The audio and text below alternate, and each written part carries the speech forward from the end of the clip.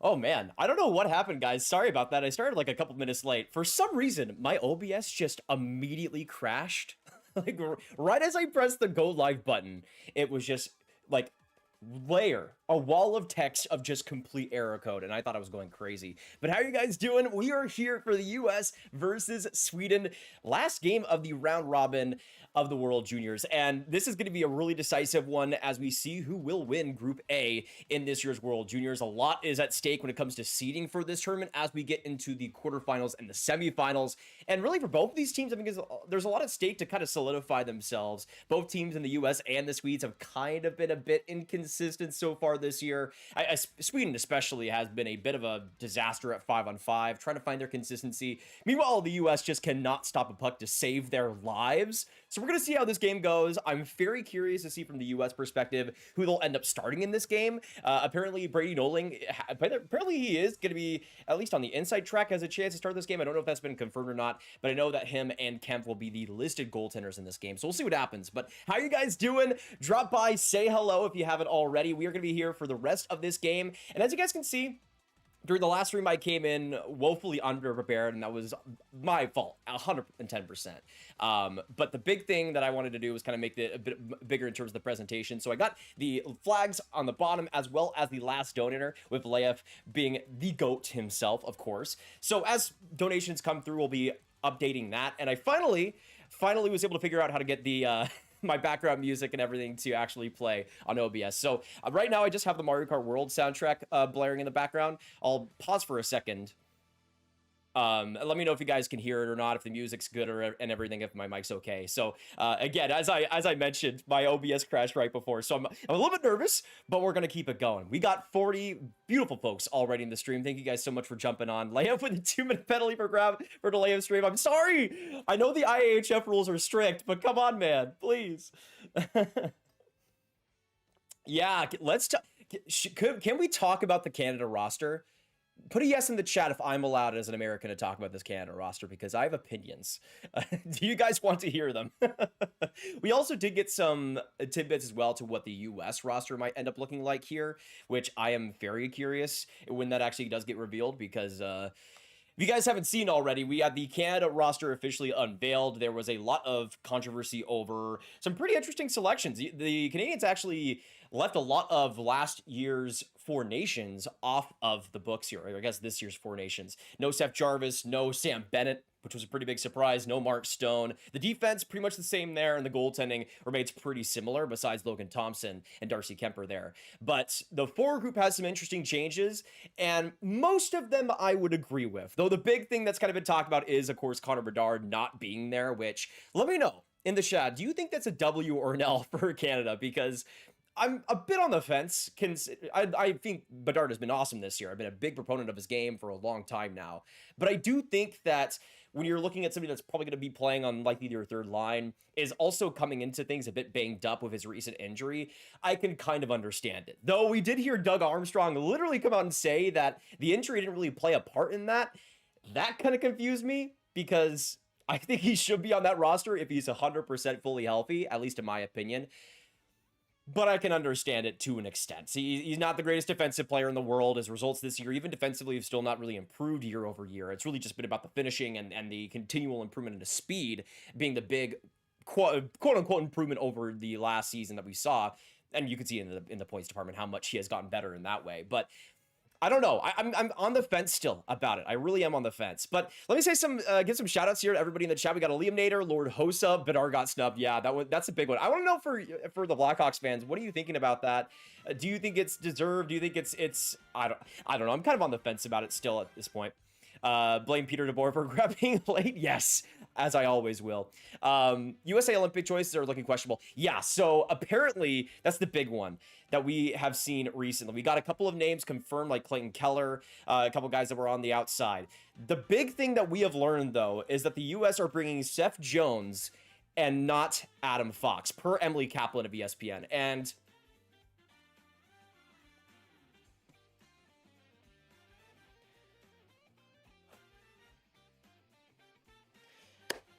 this is my opportunity to talk about this, because I I need to rant about this for a second.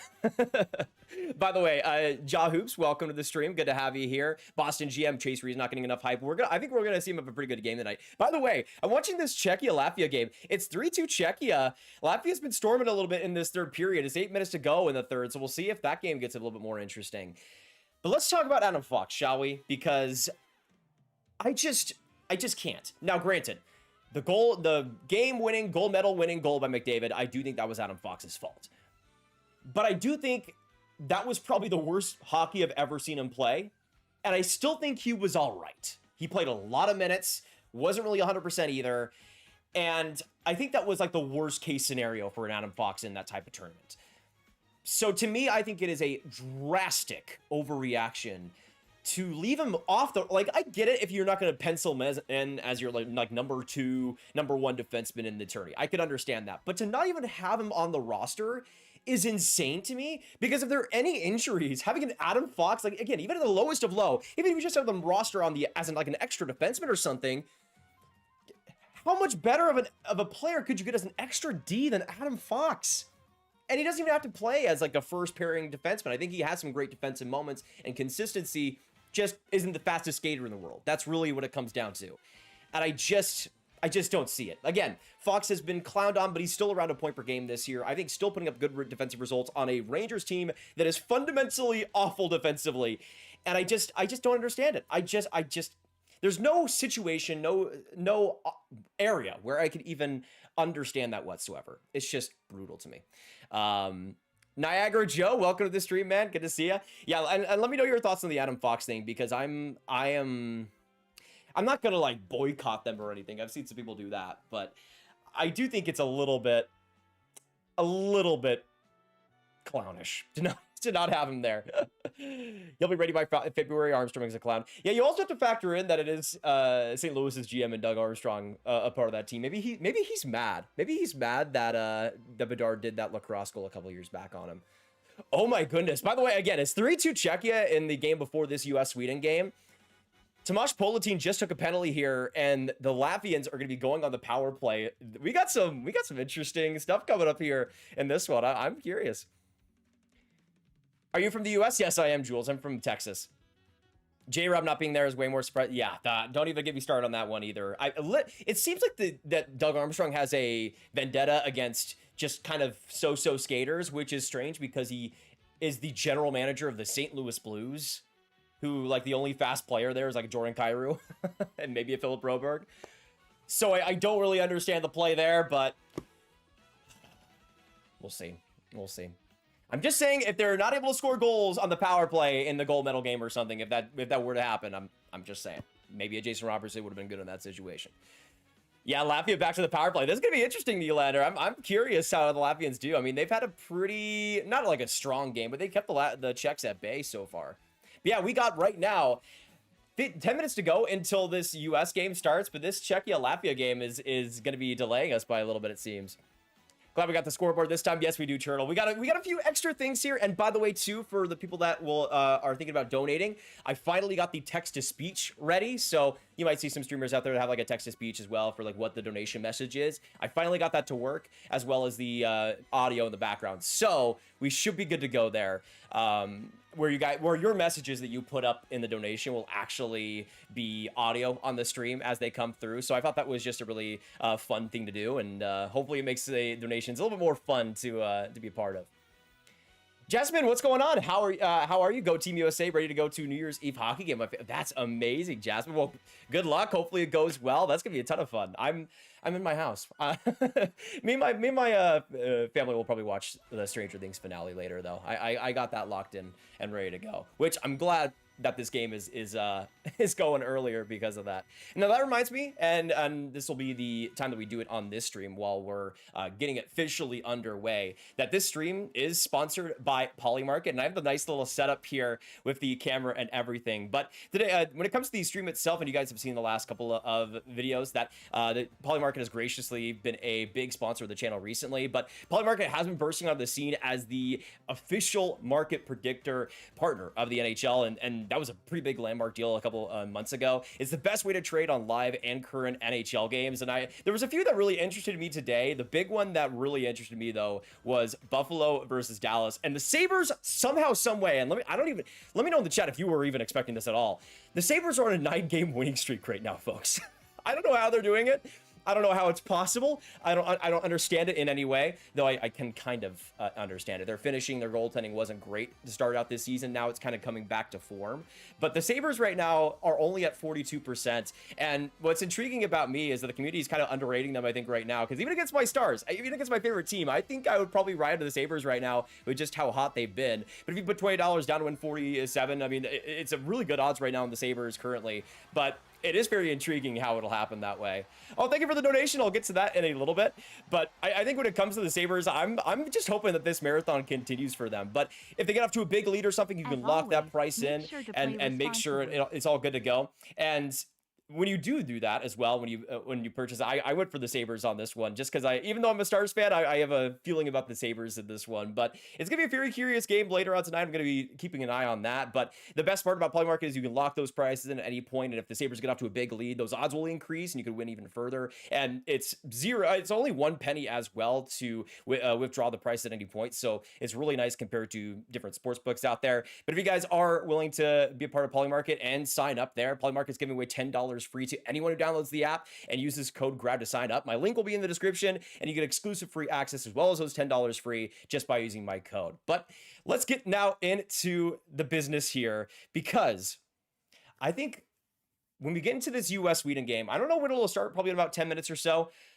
This is what we're all here for. I am so excited to see what this game has in store, because I think genuinely this could go so many different directions. But I do think it'll be a bit higher scoring. That's what my main thing will be. I think we'll see a bit of a higher score. By the way, Layup with the 269. Can we get some nice in the chat for the 69 on there? Love that. And he says, as always, make sure to play responsibly. Absolutely. Thank you for that, man. Can we get some love for Layup? I love that. If nobody else is going to give you some W's, I'll give you some W's. But appreciate that, Leif. And I guess you were the last donator of the last stream, so you're just going to continue to be on the board for as long as possible. Okay, let's see. Sabres just finding new ways to disappoint their fans. I mean, if they go on this like if they go on like a 15-game winning streak and somehow miss the playoffs, wouldn't that be perfectly Buffalo?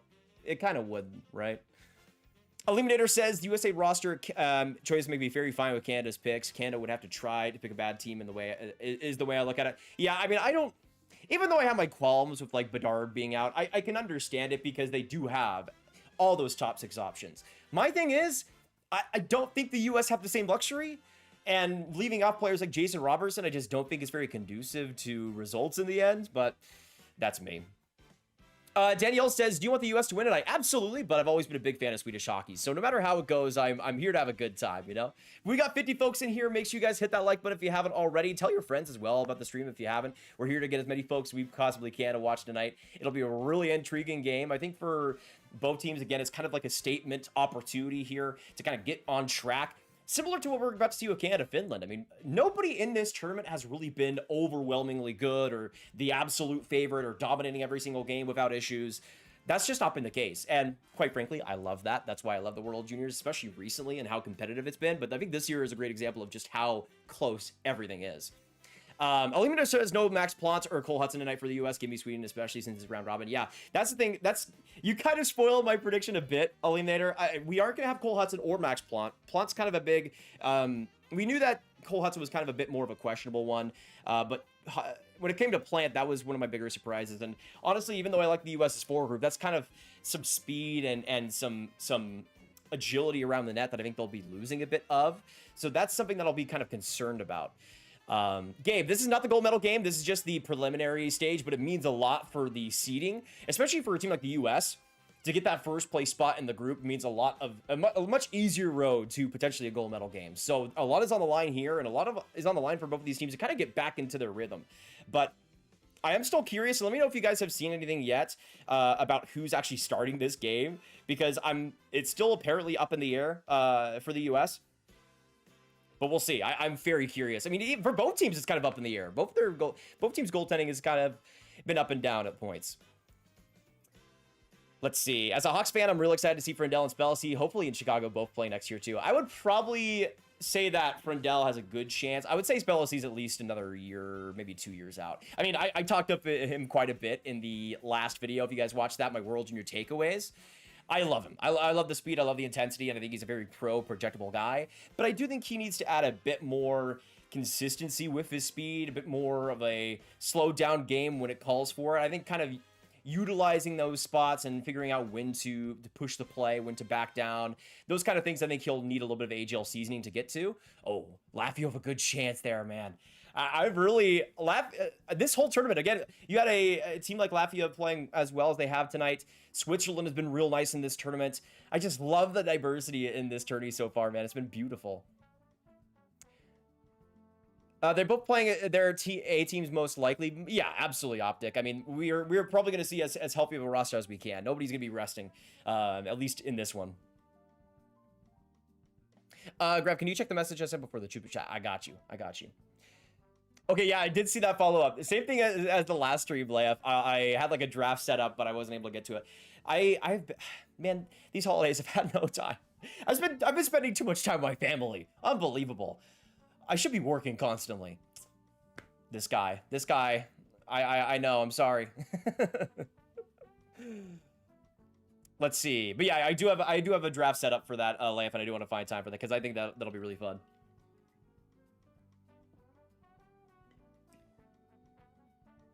Let's see. What's the best hockey moment of the year? Ooh, that's a great question, Landon.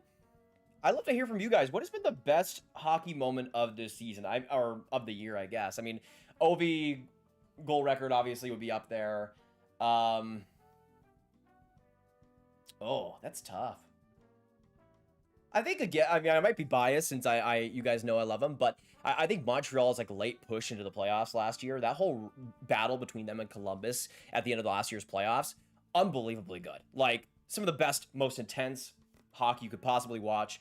And that like Caden Gooley multiple goal game to end it, like that type of stuff is what we're watching this sport for.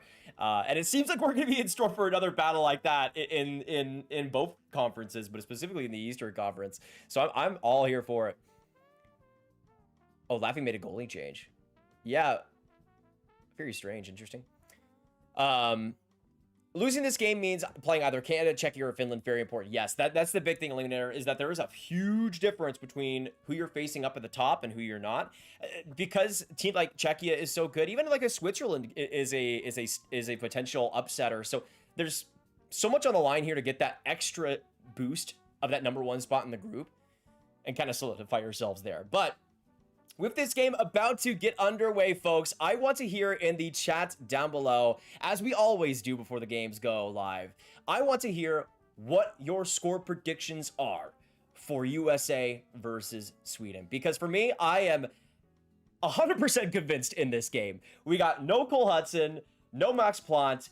Whoever starts this game is going to be kind of going in a bit cold, whether it's Kempf or Noling. 5-1 Sweden. Oh, it hurts to say. It hurts to say so much. It hurts to say. I'm sorry. I'm sorry, Americans, my fellow Americans. I'm so sorry. But it's going to be 5-1 Sweden. I don't know how confident I am in this being a close game. Maybe to start out, but I do think once we get into that third period, the Swedes will kind of distance themselves just a little bit. I'm not very optimistic about tonight, though, for the reasons that eLiaminator has touched upon earlier. I think we will see some good performances. I do think we'll see Sweden's goaltender play well, though. The big thing I want to see for Sweden, though, is just a bit more of a 5-on-5 presence. I mean, they could still get away with some power play goals if they end up drawing them, but it's always a bit of a question mark, right, if you're ever going to get those opportunities in the first place. But I wanted to see them actually start to get inside a bit more, drive the net a bit more, play around the boards with a bit more tenacity and ferociousness, because, I mean, this was the team that I predicted to win the gold medal heading in. I want to see a bit more of those translatable parts get tinkered with, especially if you're going to face a team like a Czechia or a Finland. Heaven forbid if you're Sweden. We'll see. But when it comes to the score predictions here, we got Lord Hossa, 6-4 Sweden. Optic Seal says USA 4-3. We got Tyler with 3-2 Sweden in overtime. Oh, baby. I'd be seated for some... You guys don't even understand. I would be so seated for overtime. Oh, but Czechia gets the empty net goal, 4-2. and they will get past the Latvians. But what a fight by Latvia, though. Vaclav Nestor-Sil, though, with that empty net winner and then some insurance there. Louis says 7-6 USA? Or 6-7? I'm sorry, guys. Govich says 20-0. I mean, I think the Swedes probably get at least one, right? But besides that, I could see it. Now we know relegation is Germany versus Denmark. Who gets relegated? Been kind of impressed with Denmark, but I think Germany has too much skill. But I think Denmark could upset. Thoughts? Absolutely. I mean, I don't think that Denmark is an easy out necessarily. Germany has been a bit up and down. Besides that US game, they've been a bit flat.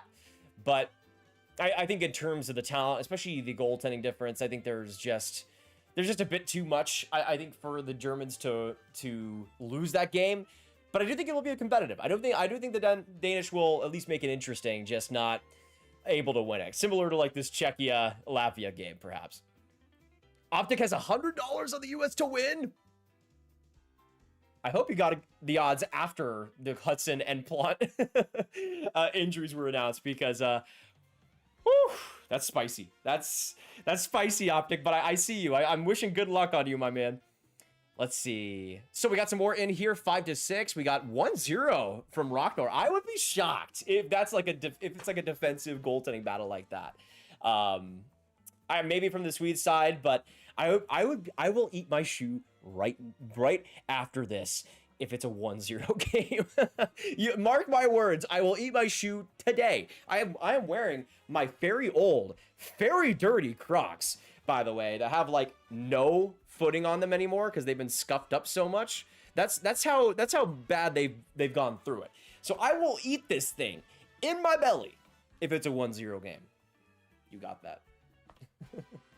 John says 1-0 Sweden. You guys, I can't eat this. I can't eat this Croc. I can't do it. Don't make me do it. Don't make me do it. Come on. Stop it. Stop it.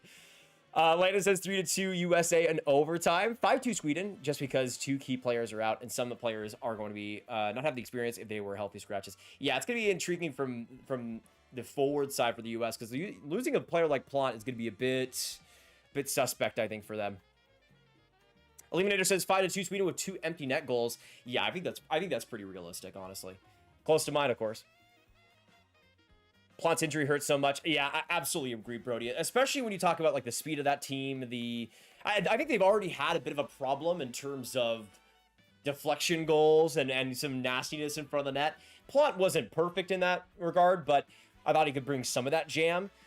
So that's kind of my biggest problem with this US team in general, is that I don't think there's a ton that's very gelled together in that forward group. Like a lot of the guys that maybe could be more of those net front presences, they've been all right in those roles, but not perfect, not ideal. And I think they could use just that, like Joe, obviously easier said than done, but that kind of like Joe Pavelski type of guy who could just plant in front of the net, literally plant in front of the net, and be able to get those greasy rebounds, because that's all they've been able to set up this year, is just those loose opportunities that nobody's really there for. Similar, again, to Sweden, at least in that department. The Sharks are going to be a huge problem for this league. Yes, Mike. Absolutely. I am still shocked they're doing this well, but I'm all here for it, baby. The Sharkies are back. Hoping Hensler can look better tonight. Haven't been impressed with him so far. Yeah, he's been kind of just mediocre, I would say, up to this point. No, not that much of an improvement over last year, which was, I think, an okay tournament for his standards, considering he was a draft-eligible guy. But all right, the Czechia-Latvia game is locked in, with the Czechs winning 4-2. Juracek, Nestor-Sil, Panika, and Politin with the goals in that one. We got 80 folks coming by in the stream right here. Thank you so much for joining us. We are going to be streaming this entire US versus Sweden game right here, right now. So make sure you do not go anywhere. We're going to be live reacting to it all, giving the breakdowns, the live commentary, play-by-play. All you need to know and all you need to be here for this game will be right here. And if you want to watch along with us, I'll have the commentary and everything and all the updates as we go. So you will just want to stick with us here as we have some good vibes throughout this stream. Can't wait for Plot to get to the Red Wings. He's going to be a lot of fun, eh? I'm really excited for him, John. I mean, this year in Duluth, he has just been a monster. Like an absolute madman in every situation, especially on the power play. Him and Zom's chemistry has been unreal. But I think he'll be a really intriguing middle six piece for the Wings, for sure. Now confirmed, if the US loses, they play if they win, they play Latvia. If they lose, Czechia or Finland. Now, granted, the Latvians have played this tournament very strong, but I know who I would rather play. Especially if I'm the US. They seem to have just some icky moments versus the Czechs and Finns. It's just not really... They had some up and down moments for them. So I think going against that heavier team in a Czechia or a Finland would be a bit of a problem for them.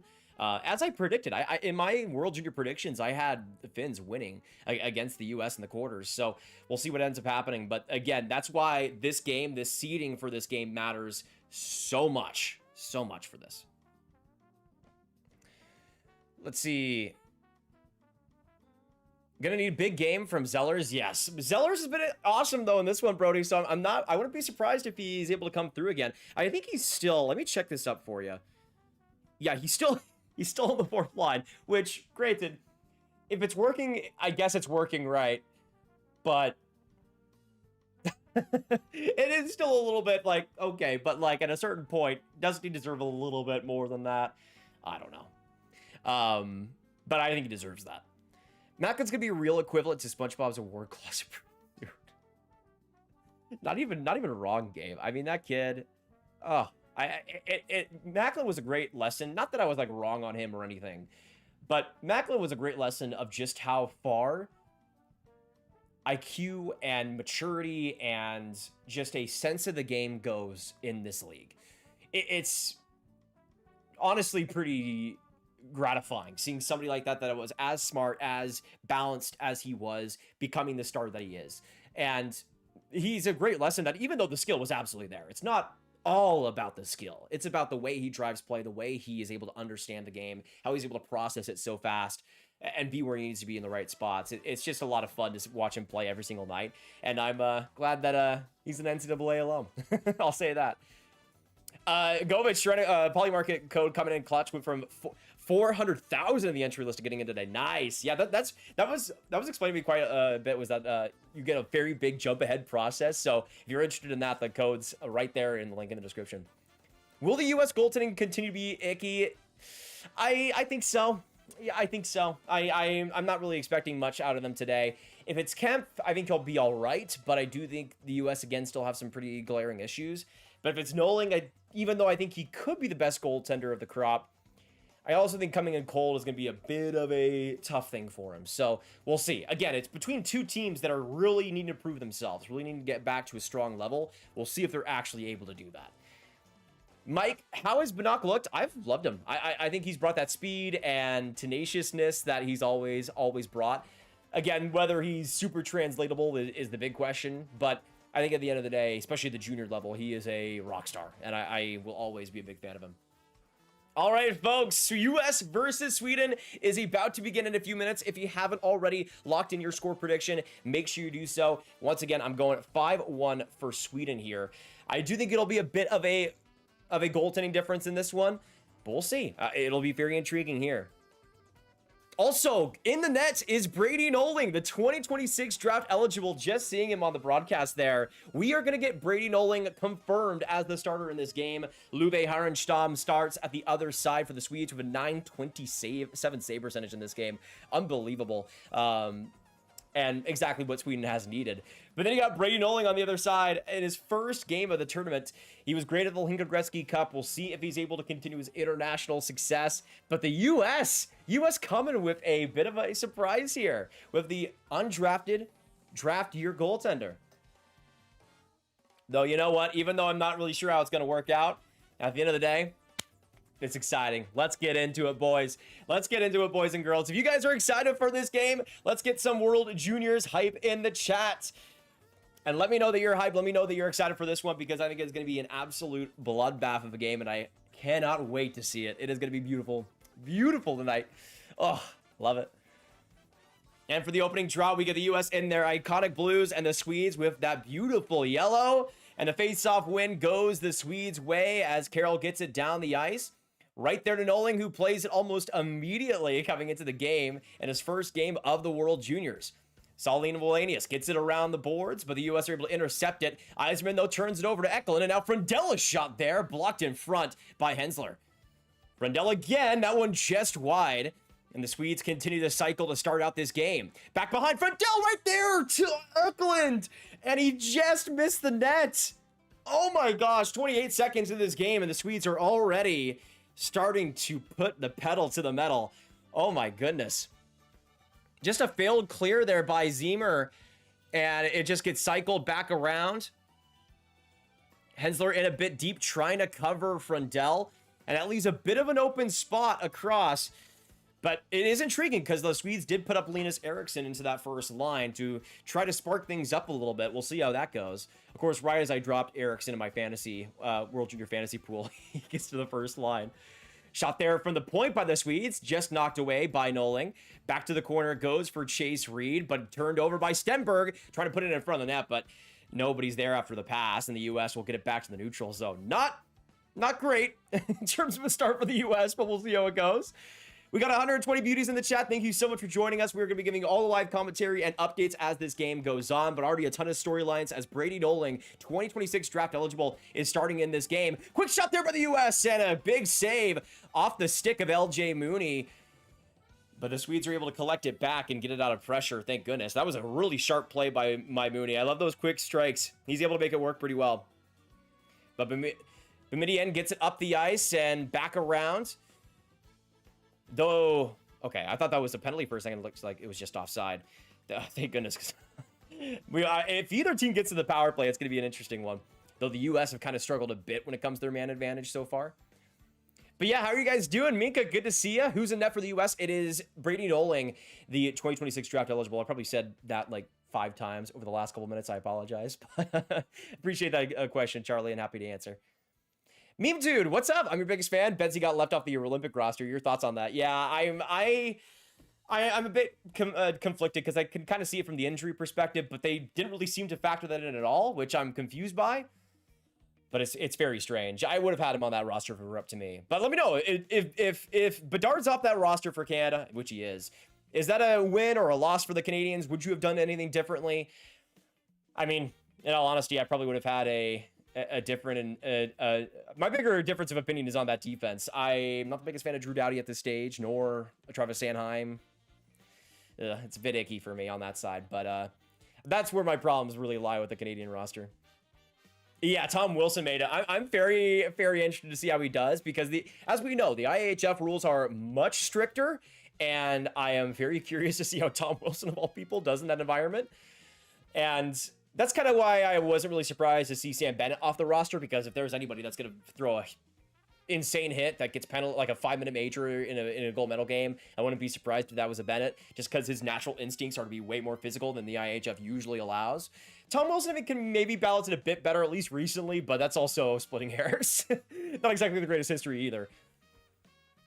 The Swedes back in their own zone. Eklund now recovering the puck right in the corner with some deking abilities, able to get it to Saldin Wallenius. And back up the middle it goes. Great pass to Eklund. He finds it. Now squirts it on net and Noling the save. Kleber trying to get out of the pressure with Hagens with the failed clear. Frendell right there. Passes it across. Frendell trying to win the puck again, but just shot it wide. And this first line for the Swedes really getting some energy going. A great chance by Eklund and a great chance by Frendell. That's who you want to see get the opportunities. But Kleber now for the U.S. up the ice after a solid stretch pass. Getting it to the corner, but Carroll's there first for the Swedes. And Frendell with the pass across, able to find Eklund again. This first line, getting possession back once more. Eriksson, some dirty work, trying to find that loose puck. And the U.S. are just able to get it out, man. This line for the Swedes is so scary. Anytime they're out, it's just brutal. We got 100 amazing folks. Thank you so much for stopping by, everyone. I'd love to hear for you guys. Oh, big steal by Stiga. Not able to do much with it there. But I'd love to hear for you guys who you're cheering for in this game. I know we got some Americans, some Swedes, some Canadians. But if you're cheering for the U.S., drop a 1 in the chat. If you're cheering for the Swedes, drop a 2. Yeah, as you guys know, I'm cheering for the U.S. But I'm very curious to see how the spread goes tonight. And if you're cheering for the Swedes especially, show your support for them. Turnover by Stiga. Again, Riker Lee, big chance. But just away from the net it goes.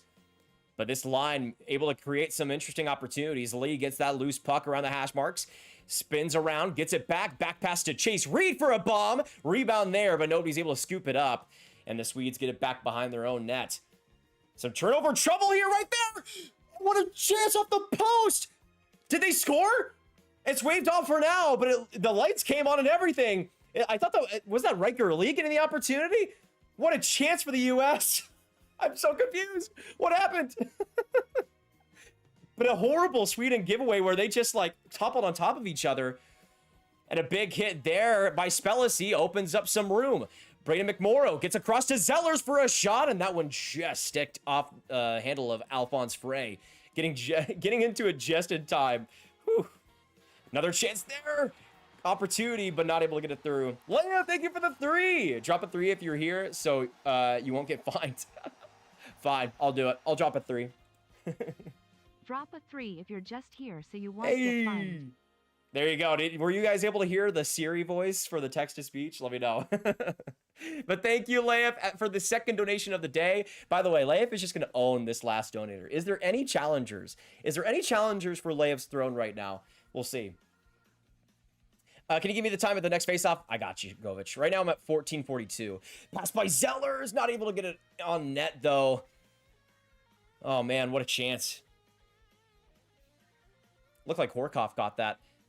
Turnover here, though. Able to get it back here. Oh, man. I am very... Vansaki coming to the lineup is intriguing for me. Shot there by Vansaki, and he's not able to get it on net. Big block by Solino Wallenius. But Vansaki again. Hey, Cameron with the 2! Thoughts on this Mula trade and Doors prediction? Thoughts on the Zamula trade and Doors prediction. There we go. Yeah, so earlier we saw, what was it? Tomasino to the Flyers for Zamula. I'm not really convinced about the trade for either, but we'll see. I think it has a bit more upside for the Penguins, but like by a hair. Tomasino's always kind of been a bit of a inconsistent mess in the NHL. But thank you for the donation, Cameron. It's great to see you tonight. I love that. Love to see you, man. And hopefully you're doing well too. Let me know your thoughts as well on the Bedard snub. All right. Let me get the last donator going here for Cameron, my band. There we go. But yeah, solid shift there by Vansagi. It's very solid shift. Yeah, it went off just off the post. That's so brutal. Oh, so brutal. It looked like it went off the post, but then the lights came on in the arena, and I did not understand what was happening at all. But whatever. By the way, folks, we're at 26 likes right now. Make sure you hit that like button if you haven't to support the channel. It's the best way to do so, and it gets the stream out there to a lot more folks, so we can have a bit more of a party, as we're already having a party. But always helps the channel a ton if you haven't hit that subscribe button either. You'll also get an alert on the corner of the screen when you do, so it'll have your name and everything. It's really fun. So if you haven't hit that subscribe button already, if you want more hockey content just like this, some fun breakdowns in the future, especially on the prospect stuff, you won't want to miss it. Turnover there. Eklund almost able to get through. Close call there. As a bit of a miscommunication there between Henny and Kleber. Hey, Patrick! My man with the 2. Love to hear that. Hope you had an amazing Christmas. Red heart when you go live. My man, thank you so much. It is nice.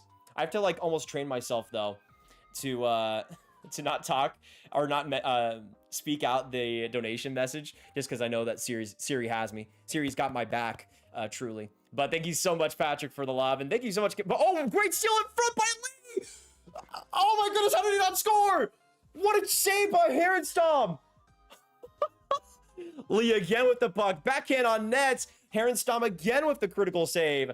Sorry, Patrick. I hope you had an amazing Christmas as well. I've done very well so far. Got some fun Christmas presents this year. It's been great. But Vigo Bjork's able to get the Swedes out of pressure. Now Ivar Stenberg across. Isn't able to get the pass across to the Bjork, but he's able to corral it back. Now to Bumedin at the point. Skates back in almost across to Bjork, but a careful stick there by Chase Reed. Just gets it in time. This game has been awesome, by the way. Unbelievably good.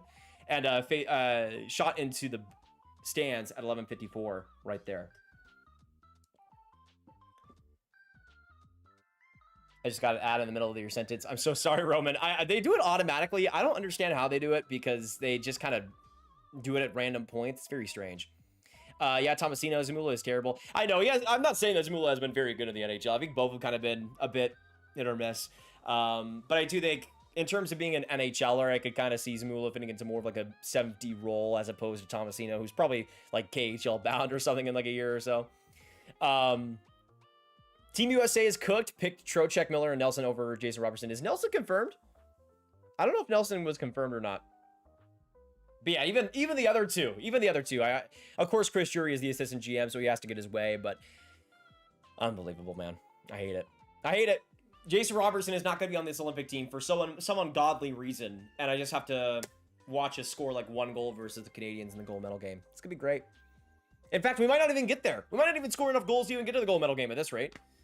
So, whatever. Yeah, Govich, I'll be streaming. I know I'll be streaming in the quarters, the semis, and then the gold medal game for sure. So at least 1 stream a day. We'll see if we do more than that. It's kind of based on how much my voice is able to survive, but we'll see. Stiga line looks great. Yeah, Brody. And they kind of needed it after the last game. Stiga with some pretty rough turnovers. So I love to see that jump out of them. Both goaltenders as well, playing pretty good so far. Edits, sheesh, almost forgot to hit that like button. Guys, don't fall into the same trap as as edits. But I appreciate you, my man. Thank you so much for hitting that like. Why is the US suddenly good? Do you mean like in general? Because they've won the last 2 World Juniors. Do you mean like on this level? I mean, I think a lot of the growth of like the southern states has helped quite a bit. As they say that, a 4-on-2 for the Swedes, coming right back up, but not able to get that puck cleanly. Was Felix Orquist, thank goodness, because that would have been a real silky chance for the Swedes. Now the U.S. come back up. Spellacy with some speed. A quick shot on net. Goes right to the blocker of Herrenstrom. But now Zellers gets a shot there, blocked off by the Swedish defender. And now back to the boards that it goes. Hey, Mike with the 5, my man. All I care about is that my babes, Boldy and Faber, make the team. To be fair, I think Boldy's a non-starter. He's 100% on that. 100%. Make the team. But yeah, I think it's got to be there. And then Rob with the 55 months membership. Love you, Grav. Love you, Rob. You know how much I love you. And always will. You've been one of the OGs. Thank you, guys. I mean, both you and Mike have been one of the OGs. Thank you so much, though, to both of you guys. And let's get some love in the chat for both of them. Rich, by the way, love that. Some hype for the both. Right. And before I even said it, Rich was on it. My man. Quick chance in front and they score! The Swedes open up the scoring. After in the middle of nowhere, Kasper Justavara Karlsson, the drought eligible for the Swedes, playing 4th line minutes, opens up this critical first period, and the Swedes are on the board. Oh man, the competitiveness of Justavara Karlsson continues to be real solid throughout this season. He showed it on that play. But a real nice starter by Eric Nielsen, getting the puck into the zone, and it just banged. How did that puck? Was it just off of Noling?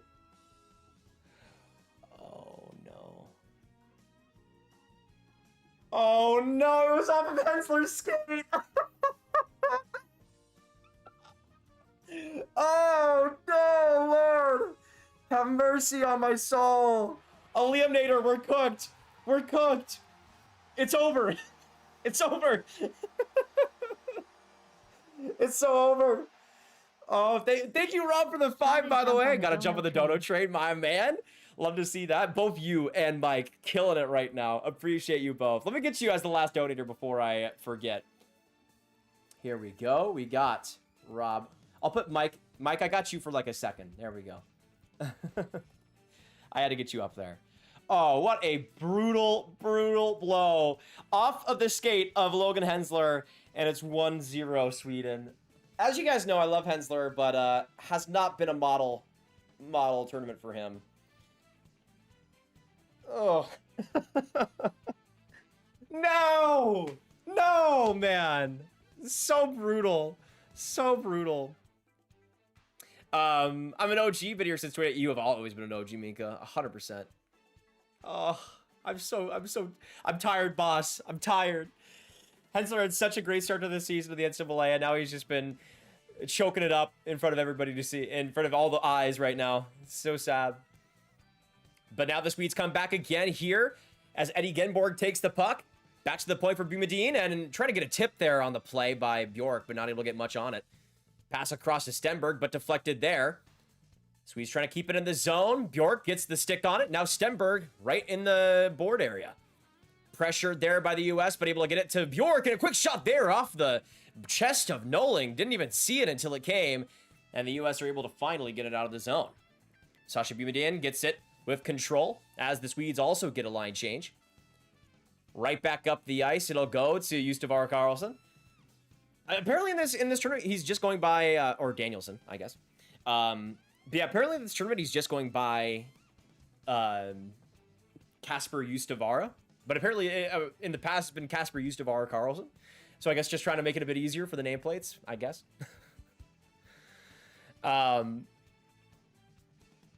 Let's see. Yeah, it was brutal, Joe. Just brutal. Austin, how's it going? Nice to see you as well. Hopefully you're having a good holidays. It's a long time no see.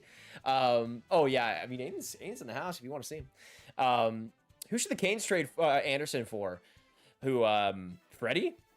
I don't know how much value is actually going to be there, but any center possible, please. Apparently the Canes are already shopping Jesperi Kotkaniemi, which is just sad. Spellacy, some good speed, but a good stick there by Frey. Just able to get to Spellacy before he got that break. But the US, this Spellacy, McMorrow, Zeller's line just continues to put up the pressure that this entire tournament that is just a little bit more needed throughout the entire lineup. But Zeller's protecting that puck in front of the net, and Spellacy just wasn't able to get there. But he wires a shot, and that one off the blocker of Herenstam. Now again here, McMorrow gets boarded right there. No call, which is a bit surprising. But the Swedes are able to get out of it and dump it into the US zone. I am a bit, I don't know. I think that might have been, should have been a penalty. Oh, is it? I think it will be, actually. Please. Please, Speed. I need this. My mom is kind of homeless. Please. Please. Yeah, really good stick there by Frey on that Spellacy chance. He dropped the Karlsson, yeah. Yeah, that seemed like boarding to me by Berglund on McMorrow. No call, though? What was that, icing? Sure. Sure. I'm gonna go. Happy New Year. Happy New Year to you as well, Jasmine. Appreciate the love to start the stream, and have a good one. Y'all make sure we keep hitting that like button to claim a good 2026. True. If you don't hit that like button, 2026 is just gonna be the worst year of all time. Everybody's gonna die, and everybody that you hate is gonna have the greatest year of all time.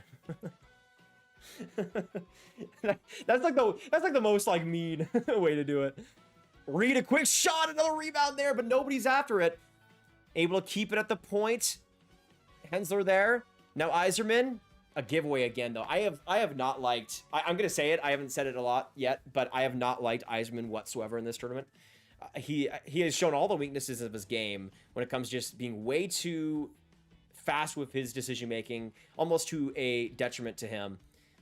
Not being patient enough, not quite surveying what he needs to, and defensively kind of being a bit of a black hole. You're running into some issues there with that line right now. I gotta become a channel member again. Absolutely, Austin. I mean, the member program has been bumping these last few months. A lot of member content, a lot of exclusive stuff for the members. And of course, a big shout out when you do become a member here on the streams. Let's see. How was Wisconsin draft? It's been really fun. I'm in Texas currently, but I just love the cold climate a lot more. Quick shot, but a big block there. Huge by Hagens. And the US are able to get it out. But the Swedes again, this Karlsson, Eklund, Frundell line has been magical for the Swedes. I'm surprised they haven't scored because they've had some really good shifts here. The Swedes keep it in the zone, right around the boards. It'll ring to Frundell, but able to get it first was Reed. Quick pass, finds Zellers, and back into the corner it goes as the US get that line change. Man, I wish we still had Augustine True. Or like Slakinski was like still eligible or something. Like just somebody. It's really brutal, really brutal this year. And like the goal that was scored on Noling wasn't really his fault. Turnover by Bjork, not able to quite get there. Ends up turning over the puck right in the US slot, and Lee gets it out. Thank goodness, because Stenberg was hunting right around there. As I say that, the Swedes get a turnover off the stick of Berglund. Now Stenberg right around the blue line, able to swerve through. Finds Bjork with a heavy sauce. And now Stenberg again from the corner. This is going to be, I haven't talked about it much, but this, oh, great pass right in front. Shot there by Solino Wallenius and a good save by Noling. But as we kind of seen in this tournament, a player like Viggo Bjork has been a bit more of an impactful draft eligible for the Swedes this year than a Stenberg. So he has a lot to prove, I think, at 5-on-5, especially in this game. But he was really good against Czechia, and we'll see if that's able to continue. Or sorry, yeah, was it Czechia? The bigger player in that group against Slovakia, maybe, I can't remember. But against, it seems like the lower competition that he's played with, the worse he gets, which is kind of been a curious thing. Hey, Rich, getting paid tomorrow, so why not, lol? My man. Can we get some Rich love? Getting paid tomorrow, so why not, lol? Hey, hopefully the payday hits well, Rich. I appreciate you, big man. Hopefully you're doing well, by the way. Haven't talked with you in depth in a while, but I appreciate you dropping by. Let me get Rich, the real deal, on here now. Real deal, Rich, my man. Oh, wait, I need to do that all caps. There we go. Now we're cooking. Let me put that right there. Yeah, there we go. Doesn't that look nice? Yeah, I appreciate you guys too, because I'm streaming on my Mac. I'm on the road for these World Juniors at home, not actually at the World Juniors, sadly. But I'm doing all this through my Mac. I have a bit of a crazy setup here today, and I apologize if it hasn't been perfect in terms of the production value or anything, but I'm doing my best here, and I appreciate you guys still dropping by and still supporting here on the streams. Austin, by the way, welcome back to the member program. Love to see it, dude. Let's get some Austin hype. And also, if you guys haven't already, if you want to become a member, I highly recommend it for just a couple bucks a month. Exclusive videos every single week. I recently, this week, put out a video shouting out every single channel member, which is really fun to do. I want to do more of that. And quite frankly, I think I want to, maybe, let me know for the members here on the channel what you guys would prefer, because I think it might be fun to kind of do it in a way where, like, I do the member videos, and then at the end of those member videos, then I have, like, just a shout out for everybody, all the names, all of you beauties, maybe at the end of the video. Maybe that could work out well. Because I really like doing it and just being able to refresh myself and being able to see your faces and everything. So that's kind of something I'm debating, but it was fun to do it as kind of a standalone video and kind of go into depth on my relationship with some of you guys and bring that to light. So I thought that was fun. But even just the general hockey stuff, we do a lot of extra things, and I'll probably be making as well a member video about the couple of trades we saw recently, the Tomasino Zamula one, as well as the Igor Chinikov deal, which I wasn't able to make a video about. James, thank you so much for subbing. Welcome to the Grav Gang, man. Good to see you today. And of course, if you guys are new here, we do so much World Junior content, so much prospect content. I mean, right after this World Juniors, we're going to be making a new updated draft ranking for this year. So you won't want to miss that as well as the medal round streams and a lot more action to come. So we'd appreciate you stopping by here for the long haul. Big save there by Noling off the point shot by Bimadine, and that one's nice.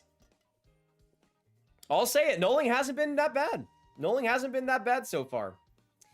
Payday on Christmas was great. Lowell got 250 plus the paycheck. Want to give away a new phone? Hey, that's a pretty nice Christmas.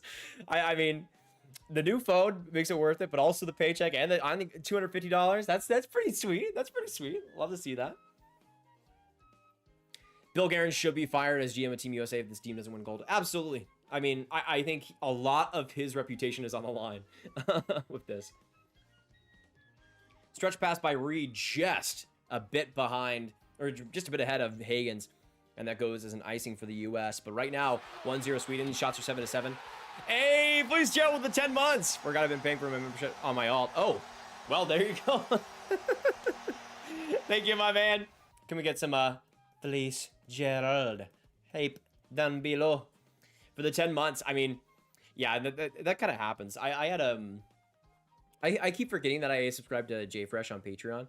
Like, and like every 3 months, I'm like, wait, I should use this more. Why don't I use this? And then I use it for like a day, and the next 3 weeks happen, and there you go. But hopefully you appreciate it, man. Can't believe Trocheck, Nelson, Miller, and Hannafin over Fox, Caulfield, and Robertson. Yeah. So is Nelson confirmed, guys? I haven't seen that. I thought Nelson was out of it.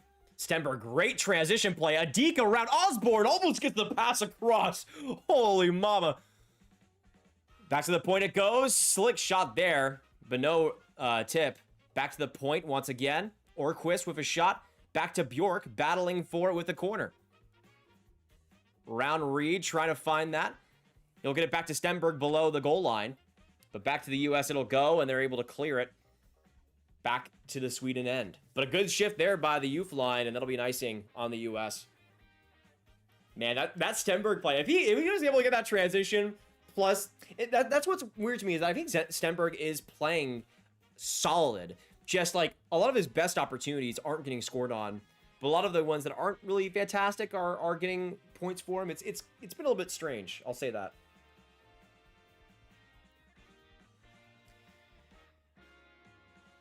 So what I think happened was I didn't have enough to pay for the membership, and I've been busy. Life has been better, which is good. That's amazing, Austin. I mean, if you don't have the money to pay, please don't. I don't want you going bankrupt over a Grav membership. But I appreciate that a whole heck of a ton, Austin.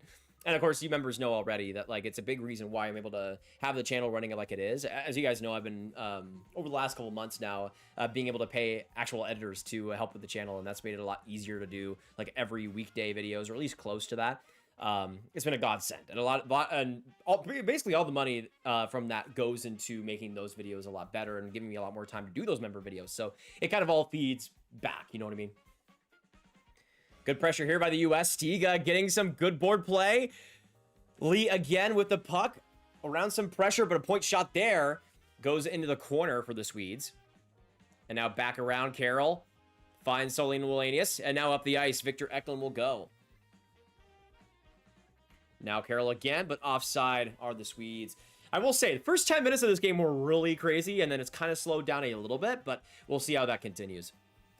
I heard Thompson, Keller, Jones, and no Kreider or Fox. I heard the same in terms of the inclusions, Thompson, Keller, Jones, which I'm not the biggest fan of Jones, but I can take it or leave it the other ones. I'm very glad that if they're not gonna have a Jason Robertson, they're gonna have like a Clayton Keller. My problem though, that I don't really understand, is why they, again, because the thing is, we're gonna have smaller ice for this game. We're gonna have smaller ice for this tournament, and what I don't understand is how we're leaving off guys that are lesser skaters, but we're going to bring guys like Clayton Keller. I just don't quite understand it, but I don't know. It's just a bit strange to me. And I'm hoping it kind of gets sorted out a little bit, but it wouldn't be who I would bring. Keller, I think, is a solid inclusion, but I do think like a Jason Robertson is a brutal one not to have there, especially for the smaller ice. Whoever clearly wins this game will be the top-ranked team coming into the knockouts. Yeah, it'll be intriguing. I mean, Canada, I think, will have a play at that too, but I'm very curious to see what the consensus looks like after this. I've tried to donate 2 times and it won't let me. I'll keep trying. Thank you, Tyler. Have you been able to donate before? Or is it just being weird this time? That's very strange. We have to start a conspiracy.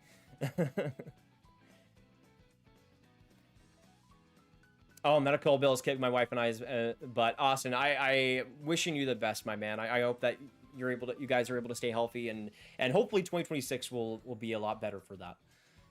Living in the U.S. with medical issues is not advised. I'll say that. Live anywhere else, basically. Bill Garrett is also GM who overpraised Kaprizov in comparison to McDavid, McKinnon, and Draisaitl. Yeah, I mean, Garrett seems like just a guy's guy. You know what I mean? Like, he seems like somebody that is very, like, personality-driven. I don't know about making the right moves all the time, but hey, Minnesota's been sweet this year, so I'm eating crow on that. Yeah, Keller, I think, should be a good addition. I just wish it didn't come at the cost of a Jason Robertson, you know? Because that's probably what ended up happening, is that they probably were like, okay, we're bringing on a skilled player like a Keller, so that maybe leaves the need for a player like a Robertson less. But I don't really agree with that personally. But 1:50 minutes to go in this first period. Swedes trying to keep the puck here in the U.S. zone. Some good play by this Swede for line. But a good strip there, thankfully, because the Swedes had control for so long. The U.S. get it out as Ehlers gets it to the Swedish blue line. But I will say this. I predicted 5-1 for the Swedes, but I did predict it to be a pretty close game to start out, and then over time, it's starting to be a bit more of a decisive win for them. So far, things are sticking that way, but we'll have to wait and see on that.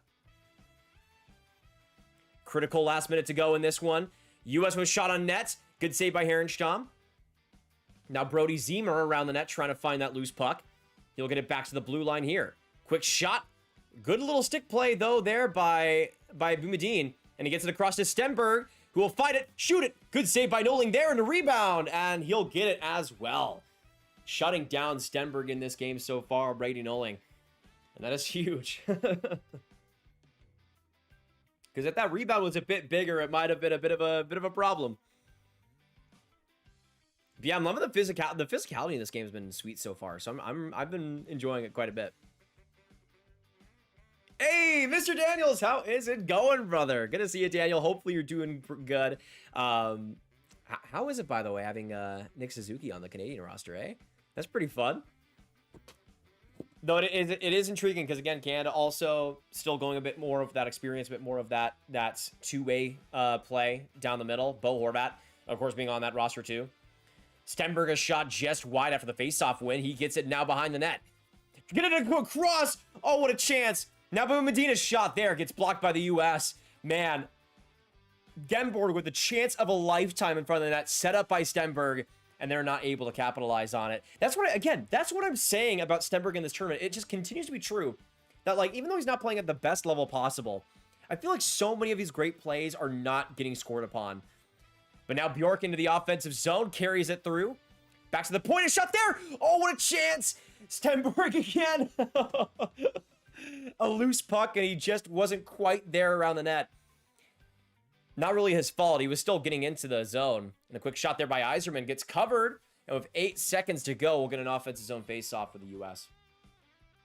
But man, but again, it's Stenberg's getting these chances. He's just not able. It's just for some reason or another, the line hasn't been clicking in that way. But, yeah, I need to see this chance again. What a setup by Stenberg. And Genborg's just... Or was it Berglund or Genborg? I don't know who it was, but man. What a couple of opportunities for that line right at the end of the first.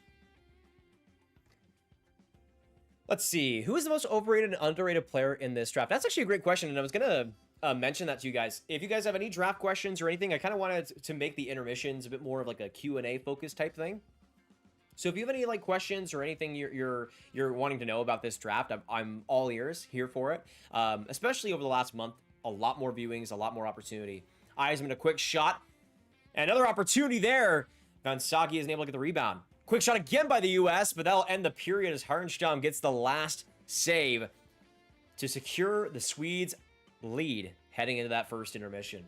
But yeah, Mika, you asked, what's the most overrated and underrated player in the draft?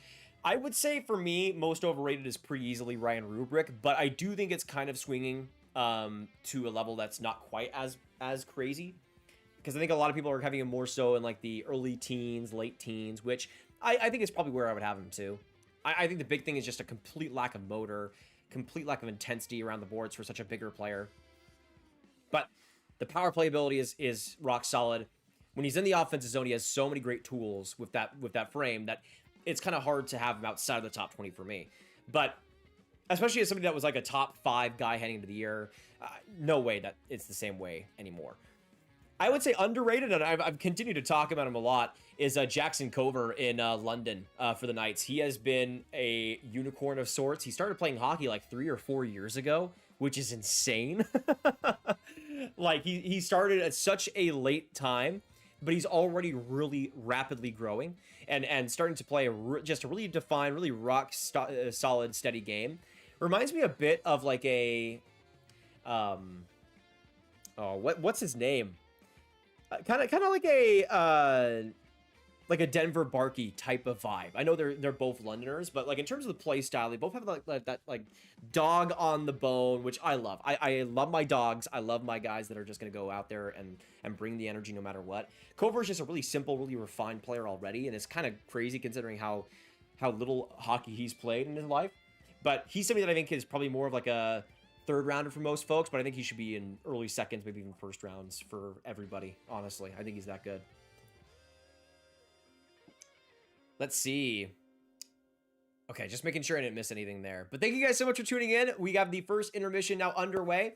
And honestly, I will say this, even though it was a little bit scary, still, the U.S. are still in it. Brady Noling is playing pretty well to this point. So it's not a disaster class so far. We'll just have to kind of wait and see how it goes. Oh, yeah. Absolutely agree. Austin, 100%. Is the USA roster out already? Not officially, but we do know who some guys that'll be on it. We know Keller, Thompson, as well as... Who was that other one? Somebody mentioned them before. Anyways, it was mentioned in the chat before. Yeah, Thompson, Keller, and Jones will be on the roster with no Kreider or Adam Fox, which is crazy. It seems like Chris Drury got his way with the forwards, but not the defensemen. I don't know how that works, but we'll see. Mr. Daniels, is Hudson or Caulfield on the U.S. team? It doesn't look like either of them are going to be, which Hudson makes a bit more sense to me. To not be on there, even though I adore him, I love him. I also think for the U.S., they're in a position where they're already gonna have a Quinn Hughes. It's not really that surprising, but a Caulfield is a bit of a shame. Even though I do think at least recently he's shown a bit less in terms of his viability for the team. He's still a flawed player, even if he has his great moments and his issues that I don't think would make him a very great bottom sixer, but. Yeah, it doesn't seem like they'll be on the U.S. roster, which sucks. Let's see. 1-0, better start seasoning that shoe. No! Stop it! I will not, okay? I will not. As I put, like, salt on it. And I'm gonna need some salt if that is the case. I'll say that. Kyle Davidson is going to draft Lawrence over McKenna and Stenberg.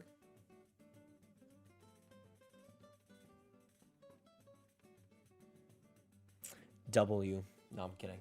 I will say, I think Tynan Lawrence, you know what? That actually might be my choice for most underrated. I think Tynan Lawrence is awesome. I think you're getting like a Nick Suzuki type of player there. Maybe not on the same offensive level, but I think the type of maturity, the type of drive up the middle, the transition play, how often he makes the smart decisions, and especially against pressure, how well he's able to weave away from it.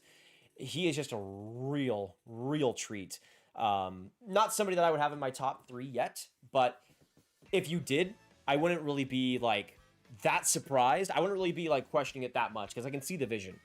I don't know for Chicago how much that would be a need though. I think for them they would need more of a left wing or like potentially like a left shot defenseman. So I don't know if that would be the case anyways, if that would be the choice at this point, but it kind of depends on how Chicago sees like a Frank Nazar long term. Like, do they see him as more of a wing? Because I think that will decide a lot of who they draft. Blook says Rubric overrated and a Chase Reed I feel like is slightly underrated and slowly getting his respect. Yeah, I think this World Juniors is showing, you know, the Chase Reed ability, which granted, as somebody that has burst onto the scene so recently, I can understand if people aren't really caught up, but yeah, Chase Reed is the real deal. Thank you so much for the 169 layup. Let's get some, can we just, in solidarity of layup, can we get some nices? We have to. Okay. Layup is back as the last donator. There we go. Okay, let's put it there. Perfect. Yeah, and I've been overwhelmed with the support over this World Juniors. It's been a lot of fun getting back into the streaming game. One of the big things I have not done a good job of is pushing myself to do more streams over the last couple of years. I've been just trying to focus on other things with the videos and also streaming is just not very good for my voice. That's the big thing. After the stream a couple days back, I was planning on doing a one between then and now, but I was like, my voice just needs a break, dog. It's hard to be as energetic as I always am, and to also be doing this for hours and hours. But I also wouldn't have it any other way, of course. I just wanted to protect myself a bit. But I also have not been doing a good job just doing as many streams as I want to do. And that's going to be changing in 2026. To give you guys a little secret, that will be changing big time. And I have a lot of plans for what I want to do in the stream, especially for the game stuff, kind of sprucing up the intermissions a bit, making it a bit more interesting for you guys. And just kind of making it a much better experience. Like I want to get one of those, like, you guys know what I'm talking, like the like those stream like input keyboard type things where you like push it and like one of those sound effect machines. I want one of those to get some like really funny moments in there, just whenever the time calls for it. But I want to do a lot more just like interactive stuff with you guys and make that a bit more interesting. So that's my plan for 2026, is to do a lot more of that, and especially for like the events too. We're not going to do like a couple hours for the trade deadline. We're going to be here all day, ready to go for that, and for the draft as well. Like the entire day, we're going to go for the draft. I'm probably going to do like a 10-hour stream for this next draft because I'm just so excited for it. But stuff like that, you know what I mean? So a lot more streams to go. I'm not late, you're late. Riker, you're just on a different level of early to us. Don't worry, you're good. Jake, missed the first period. How did the Bruins boys do? Very solid. Zellers just continues to be a dog. What I've been really impressed with in this tournament that I wasn't really seeing a ton of with him beforehand was just a lot more tenacity along the boards. That's kind of something I wanted to see him improve a bit on, especially that play under pressure. He's kind of embraced that fourth line role. I think that's allowed a pretty great tournament to open up for him, and he's been great so far. Hey, Andreas with the donation. It's officially 2026 here. Happy New Year, mate. Oh, my mic almost fell down. Thank you, Andreas. Officially 2026 here, so happy New Year, mate. Yeah, I don't know. My mic fell down for a second. I think we should be okay, though. Let me just check that mic's still going. Okay, we're good. But thank you so much for the donation, Andreas, and a happy New Year. Happy New 2026. Happy New 2026 New Year to all the Swedes here on the chat. And Andreas, you have all of my support, all my love. I can't give you a kiss. I'm sorry. But it's only because of the space difference. Okay. Andreas is our last donator. All right. There we go. Let me lock it in. Perfect. All right. I still remember your absolute shock when Tom, by the way, it's pronounced Grossi, not Grossi. Okay, Radiator. Yeah, I did. That was wild because I've watched Tom a lot in the past. Grossi. But yeah, I watched him a ton in the past. And I was like floored by that. I'm like, why is Tom just like coming into a random like NHL stream? It was very strange to me, but hey, another Wisconsinner. Love that. Favorite country to root for outside of the U.S.? Absolutely the Finns. Pretty historically, though I will say, Swedes are always up there. I'm a really big fan of the Slovaks, really big fan of the Czechs, really big fan of the Swiss, love me, and of course Germany. But I'd probably rank it like 1 U.S., 2 Finland, 3 Germany, 4 like Switzerland, and like 5 Sweden or something like that. Oh my goodness, 2 back-to-back donations! Holy! literally back-to-back. That is crazy. And the same amount, too. Happy New Year, everyone. What happened here? Thank you guys so much. Let's get some love in the chat for him. Happy New Year to both of you guys. I can't be outdone. I gotta get into this dono. Riker, you did. I gotta get in on this dono, too. That's crazy. Can we get some love to both Daniel and Riker in the chat? Both the same number and right the same time. That is crazy. Has it ever happened? I don't know if that's ever happened, but hey, we're here for it. We're here for it. I will, Daniel, get you a second here as the last donator. I want to be nice. And then we also have Riker coming in, my man. How are you doing, Riker? Hopefully you're doing well. Yeah, you are now outdone. I'll say that right now. Let's see. Okay, I'm catching up now, folks. Sorry about that. Stenberg is another high-end Swede. McKenna and Stenberg would both make sense slotted with Bedard and Frindell in that top line. Yeah, absolutely. I mean, the opportunity for both of them, I think, would be awesome. Because you have the McKenna-Bedard connection being cousins, but you also have Stenberg and Ferndell as the Swede connection there, and you'd win either way, really. So you kind of get a bit of both. Yeah, streams are not as consistent anymore, but the videos are good. I appreciate that, Austin. And yeah, the streams will be back a lot more consistent from now on. Let's see. Who has been disappointing and doing better than expected, player and teams? That's good. That's actually a really good question. I'd love to hear from you guys, from what you've watched in the World Juniors. Who have you been disappointed by? Who's been doing better than expected? Player and teams. I will say surprise in the good way, in terms of the player, has been Tomas Shrenko on Slovakia, draft eligible for this year. I thought he'd have a solid tournament, but he has like, let me look. I think he has like 8 points or something already. Let me look this up, because I'm pretty sure he's like one of the tourney leaders in points, which is crazy. But he has a wicked wrist shot. On the power play, can do some magical things. So I'm really happy for him, but also kind of surprised. Yeah, he has 8 points through 4 games as a draft eligible. So he's kind of going a bit under the radar so far, but I think I would say him. In terms of being underwhelming,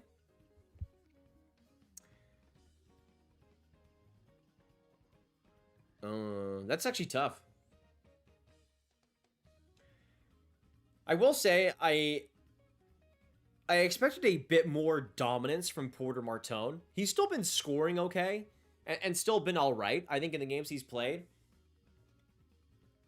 But he hasn't definitely not the same level he's had at the NCAA level this year. I thought he'd be one of the best forwards in this tournament, right up there with like an Anton Frendel. But that hasn't quite been the case this year, at least when it comes to those big moments. But I think still the sky's the limit for him the rest of this tournament. We'll just have to wait and see on that.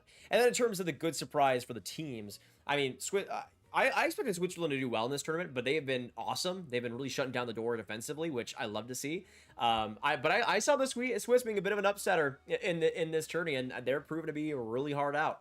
And then in terms of the disappointing team, I mean, I have to probably go with the Swedes, because I expected real great stuff out of them, and they haven't quite been on that level.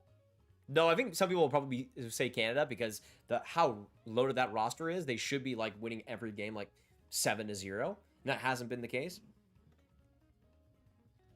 Like going to OT versus Latvia as an example, and both goals being on the power play. So I think you could make a good argument for that, but I'd probably still go for the Swedes just because I wanted to see a bit more oomph out of them. But we'll see. Grav, you in Wisconsin right now? How far from Kenosha?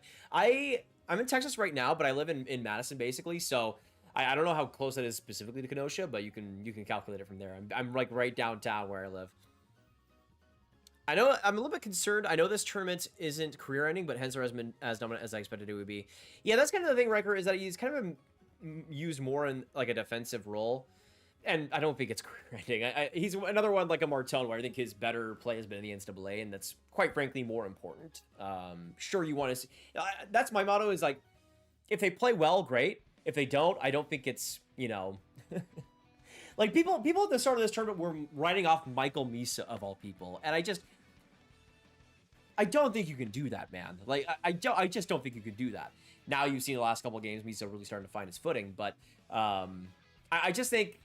be careful with judging guys just on the World Juniors, because there's so much variance. There's so much that can go wrong, so much that can depend on the role they're playing too. So I think a lot of it just kind of, as much of a cop-out answer as it is, I think a lot of it just depends. I'm sorry, Minka, I had to say Marteau, but I think he will have a much better rest of this tournament. At least, here's hoping. But we got 96 beauties in here. Thank you so much, guys, for tuning in. It's been a lot of fun, these World Junior streams we've done together. And from here on out, they're going to get only more interesting as we get into the quarterfinals and semifinals and then the medal games as well. But if you guys haven't hit that subscribe button already, make sure you do so. And by the way, we're 9 likes away from 50 likes right now. So if you haven't hit that like button, make sure you do so. And it's a great way to support the streams that way as well.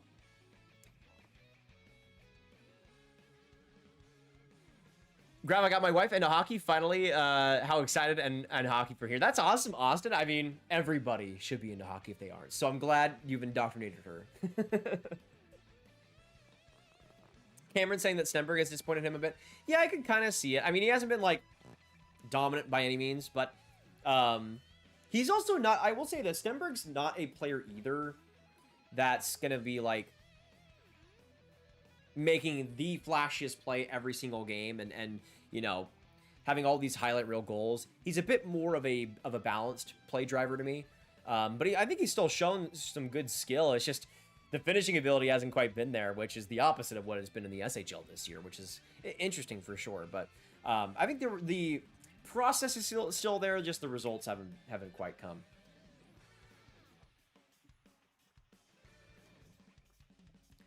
Let's see. Thomas Galfus for a good player. Misa has been slightly disappointing for me. Slovakia and Switzerland better than expected, and Sweden slightly disappointing. Yeah, I can see that. Galvus, I mean, maybe it's not surprising to me because I've always liked him. Hey, Tyler, got it going. He got it working. I'm very curious to see how Siri says this. Attempt 10 billion. Wow. I thought Siri was gonna go attempt 100000000, but hey, I guess Siri knows her numbers. There you go. Can we get some love in the chat for Tyler? Finally, apparently, getting the donation to work. There you go.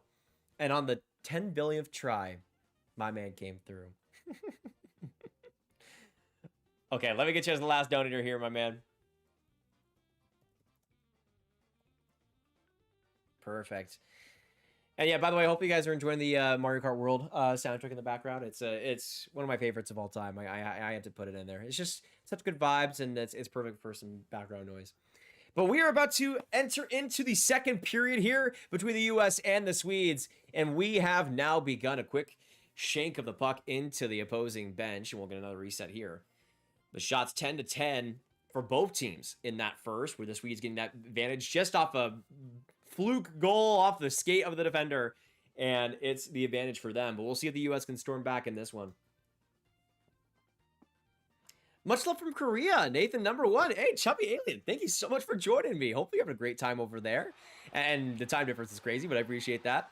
And Tyler with the 5. Apparently it won't work with a VPN. Weird. That is very strange. Very weird. Apparently it won't work with a VPN lol. Anyways, Robo didn't deserve to make it as he is overrated. Sarcasm. Wait. Get this man out of here. Wait. Hey, I don't want to see this man. I don't want to see this man in my chat ever again. I appreciate the 5, Tyler. Thank you so much. I mean, I guess it maybe kind of makes sense that they're trying to like weed out like fraud or something. I don't know. I'm trying to make sense of it. But thank you so much for the 5. Though, I have my eye on you after that last comment. Okay. Even though you put sarcasm, I'm watching you, brother. I'm watching you closely. And now the Swedes get back into the offensive zone here. Hopefully, I mean, the first period was a bit of a roller coaster. The first 10 minutes were insane, and then the last 10 were a bit slower. A lot more stoppages in the play. So I'm hoping for a bit more of a circus here to start things out. The U.S., after a good dump attempt, get it back to the corner. Stiga now to Lee. A quick shot off the mask of Herenstam. And he's able to get it out. 18:35 now to go in the second. As Bimadine flies it in the zone, but gives it away. And now a 2-on-1 for the U.S. Right there across. Shot there by Stiga, but a big block. Oh, man, that was huge. But a drawn penalty, it looks like. Is this against the U.S.? Wait a second. What? Riker Lee going to the box here. Was it goalie interference, maybe? I'm trying to understand. I'm trying to understand what happened here. The Swedes will be going on the power play. We know that. Oh yeah, definitely. That's definitely goalie interference then. Yeah, after seeing the replay, I can kind of see it. So the U.S. will be down a man here for this raucous Sweden power play. 42.9% in this tourney. The Swedes are the man advantage. And they'll get started with a face-off win as Alphonse Frey gets it to Stenberg, and back to the point he goes. Frey looking at his options, gets it down to Frundell. Now to Frey, sliding it across once more. Stenberg now pressuring, goes inside. Now Frey looking up, loses the puck, and a great play by Spellacy, getting it out, now using that speed, pressuring Frey on the breakout. He'll get the puck again, penalty kill, going to work here for the U.S., and they'll waste some critical time here, getting it back into the neutral zone. Huge. Spellacy, man, just continues to win me over. He continues to win me over. I love it. But now the Swedes reset here as Stenberg glides it across to Berglund. Right in the corner he'll go, finding his spot. And now back to the point for Frey. Looking to redeem himself after that bobble on the blue line. Stenberg coming into Frey. A shot there and a little bit high as it'll sail off the boards and the U.S. will clear it down the ice. Big clear there. 55 seconds now to go on the man advantage. Frey as the Swedes get a line change here. Back behind his own net, he'll go out with it. And now up for Lucas Pettersson.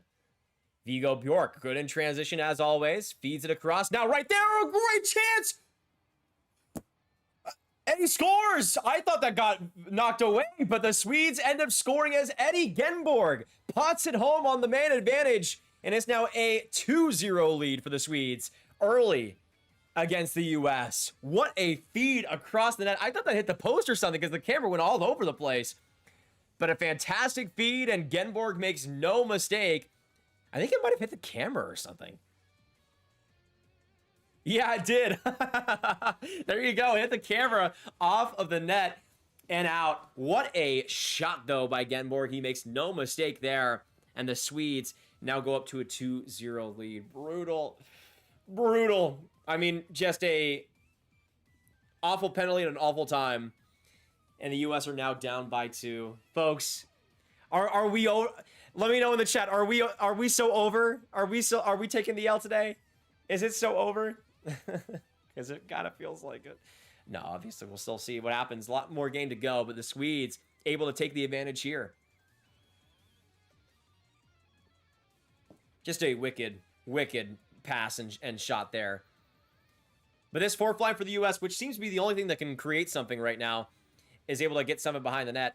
But Viggo Bjork with another assist on that power play goal from Danielson to Genborg. The Swedes again in front of the net, but Noling just able to get to it in time. Thank goodness, man. They need to stop the bleeding here, for sure. And again, another one where I don't really think that was Noling's fault. Just a cross crease at EA NHL hacks right there. Just go for the cross crease goal. It has to be so over before we can be so back. You know what, Cameron? You have such a glass half full mentality, and I adore that. I appreciate that. USA coach is a moron, Stiga and Mooney on the PK. I mean, I wasn't paying attention to the U.S. formation. Did they have both of them at the same time? Because I can see like Stiga as a good penalty killer. Maybe not Mooney, both of them at the same time with a bit of a height disadvantage there. But now Frendell in that first line for the Swedes, looking to continue the momentum. But a good play there by Spellacy again. And he'll get it back and down to the Swedish net. But a good play by Harrison to get that puck out. And now back to the middle of the ice it'll go. U.S. get the advantage, though. But a turnover there by Elias Eriksson creates some space. And now Victor Ekelund with the opportunity to go into the offensive zone. Shoots it off a blocker, though, and right to the U.S. it'll go. A bit of a ping pong situation here with the puck right now. I hope you and everyone else have a great and safe 2026. Hockey Arcade, good to see you, man, and absolutely same. You have been one of the biggest beauties on this channel. I'm hoping you are gonna crush 2026. I know that.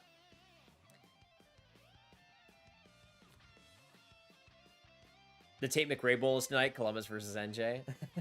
The Devils need that for sure, man. I mean, both teams kind of need it, but still. And yes, Austin, I am still a Stars fan. By the way, for everybody here, drop your favorite NHL team below. Maybe it's changed, maybe it hasn't. We'll see. Quick shot there by Genborg. Solid pass by Stenberg in the transition. Able to keep it in. Good play by Andreas Delaney. It's out of the air. But just lets the puck get turned over in the corner, and Stenberg will get the retrieval in his own end. Across to Boumedienne. Now for Stenberg, trying to start in transition, bringing some speed there. Now into the offensive end. Big deke there, not able to get the shot off, but across, and Genberg again. Oh, Genberg just not having this, the oh, good chance again by the U.S., but Herenstam able to save it off of Hagen's shot. But yeah, like, two different wide open opportunities for Genberg in this game off of Stenberg that he just didn't have his stick on the ice. He just wasn't ready for the pass. What a great setup there. For some reason, had his stick like he was going for the one-timer and not the deflection. Just, well, I mean, I know you just have the goal, Genberg, but still, like, seriously. Come on. If you have a chance, check out Tarasenko's goal today. That puck had a family. Tarasenko has been unbelievable lately, eh? I don't know what they're drinking in Minnesota right now and eating and feeding, but it's working, whatever it is. Like, to revive Tarasenko for how cooked he was in, like, the first month of this year, the rest of last season, that's pretty sick. Go Sens and go Stars. I'm losing hope for the Sens right now. Yeah, Rich, it's been pretty brutal. They were looking so solid to start out the year and then just completely fallen off. Injuries have kind of played a part, but also excuses. Everybody deals with injuries. Now the U.S. try to barrel up. Van Sagi with some pressure, but again, the Swedish defense are able to get to it first. Berglund across. Great play, but Noling, the huge save, and the U.S. are able to get it out. Oh my goodness. What a pass there by Lucas Pettersson across. But they're not able to convert on it. Thank goodness, man. Oh. Oh, and they score right after that! Lucas Pettersson! And it's 3-0 Sweden!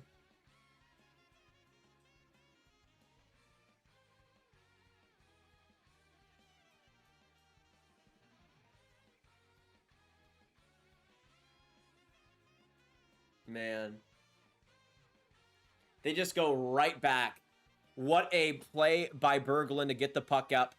Right in transition, having so much pressure around him, and then Lucas Pettersson makes no mistake on that shot. Absolute sizzler. Right below the blocker of Brady Noling. Wow. You know, I'm not going to lie and say I was surprised to see how this game is going, but jeez, man, are you kidding? Patrick, thank you so much for subscribing. Welcome to the Grav Gang.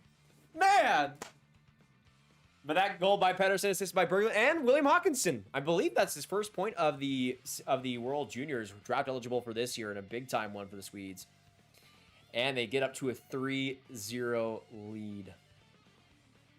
Man. I can't have crap in America. No, I can't. After the last couple of years, we were due for a team that's a little bit suspect. That's kind of what we're seeing here. But the Swedes just capitalized on their chances, man, and they've continued to put up great opportunities. Man. The momentum, though, clearly on the Swedes' side, and they go up once more. Ystavar Karlsson gets it back and around the boards. It'll go. Good play with McMorrow.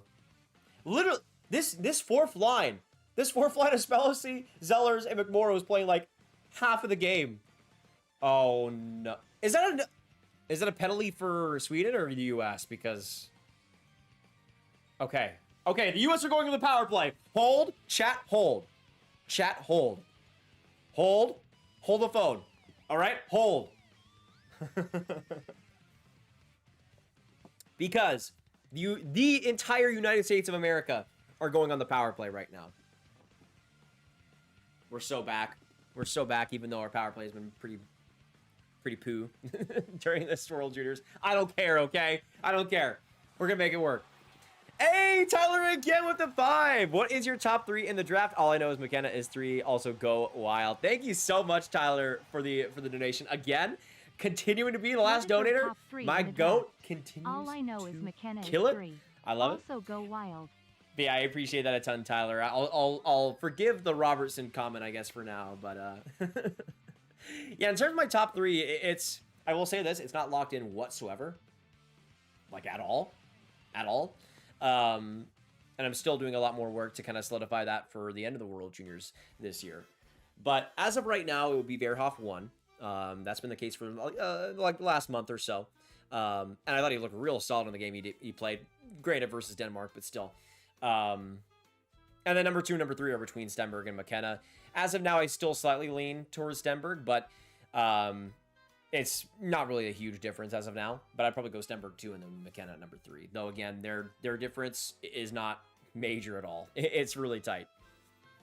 Latvia played pretty good, by the way. It was a crazy game. Oh, absolutely, Jakob. I mean, Latvia always comes to play. Always in these last couple World Juniors. But yeah, the U.S. with an 18.2% power play, 6 in this tournament so far. They're looking for a bit of a spark here. Osborne across. Now for LJ Mooney it goes. Right around the hash marks. This team needs to shoot some more, man. Especially on the power play. Oh, Zeller is almost primed for an opportunity. But the pass doesn't get across. Mooney to Osborne. Now Zellers again. Back to Osborne on the point here. And a shot there goes off Herenstam. And right to Zellers. But he turns it over around the blue line with Osborne being able to recover. Now in the middle. Trying to dance away from Linus Eriksson. Mooney collects it now. And into the offensive zone, Zellers goes. Trying to body a couple of Swedish defensemen. Now Mooney across. What a chance! Oh, my goodness. What a pass by Mooney to Stiga, and he's not able to convert. Oh, Lord, have mercy on my soul. Oh, what a pass. What a pass that was. It was so good. You should have seen it. What a backhander. Oh, it was not the post? Was not the post?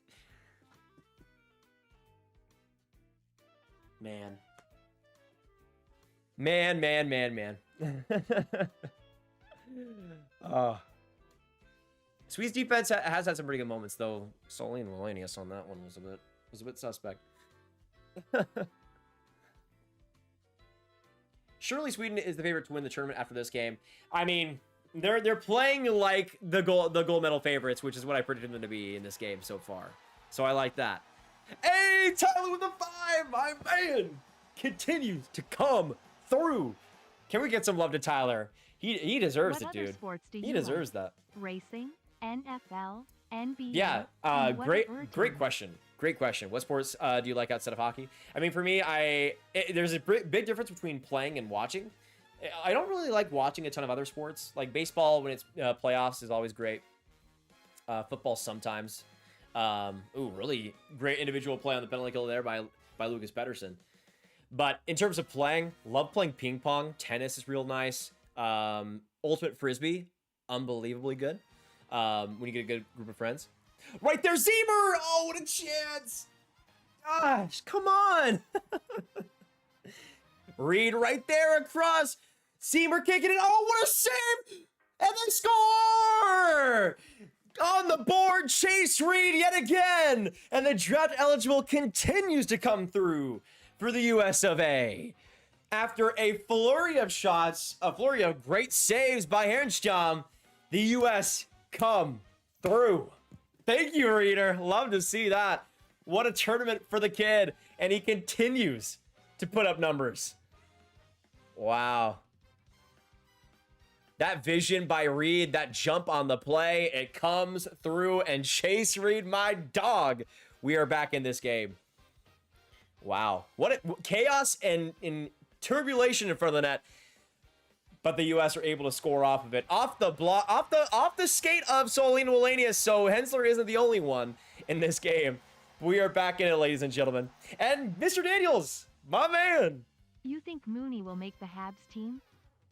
And yeah, the question, you think Mooney will make it? I mean, it'll either be he makes it or he absolutely doesn't. But I think he could play really interesting on like a middle six someday. I still think he does, but he's still got a ways to get there in terms of his consistency off the puck. But those high-end moments, man, they're pretty sweet, eh? But yeah, let's get some love for Mr. Daniels, and let me get him as the last donator here. We got a bit of a dono war now between Tyler and the rest. There we are. Appreciate it, Daniel. My man. I am so glad we had that because I needed that goal to have this game stay competitive. Yeah, I'm just saying my 5-1 Sweden prediction isn't looking horrible right now. I'm just saying. Just saying. Oh, Boston, is my feed getting choppy? Have you guys experienced that at all? I know I know I was saying my bitrate was a bit off, but still. Stenberg, a quick shot. Good save by Noling there, though.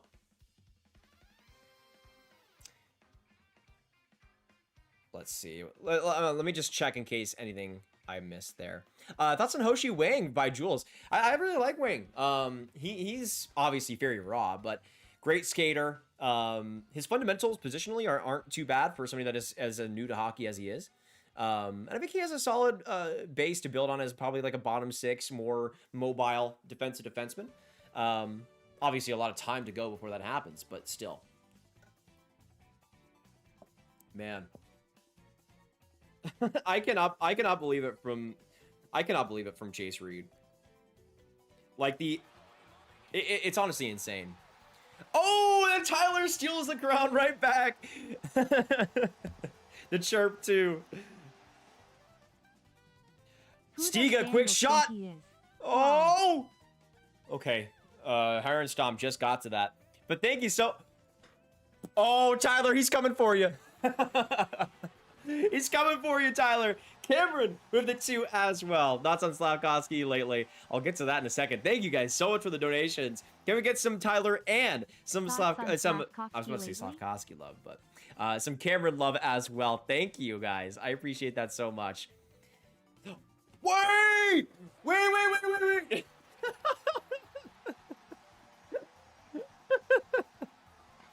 Let's not make it a war. I will go broke.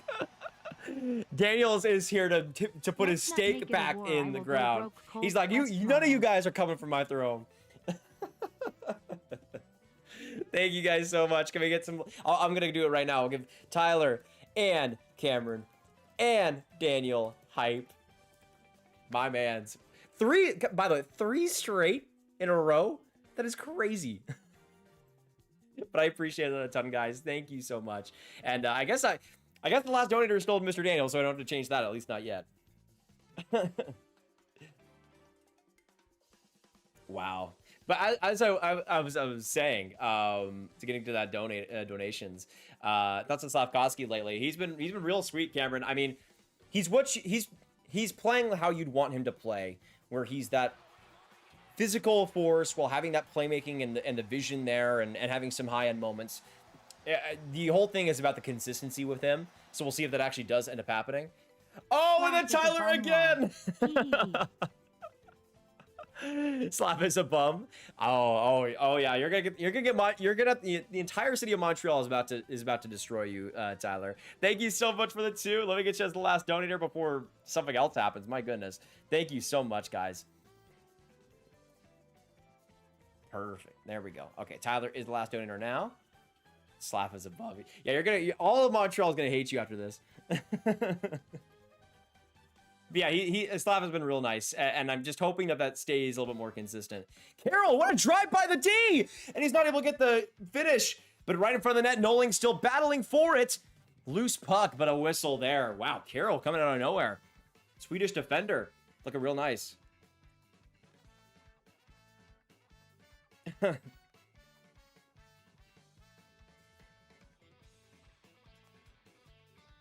I'm about to tweet about it too, but I'm just so impressed with how Chase Reed has played this whole tourney.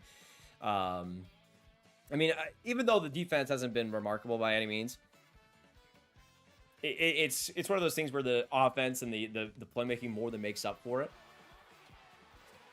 Tyler again. What is going on, Tyler? Thank you so much. Oh my goodness.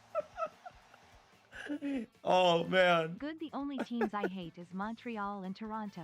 Oh well, when you put it that way, I guess that makes sense. Well, you just got to say that. Is that another goalie interference call? No. Is that another goalie interference call against the U.S.?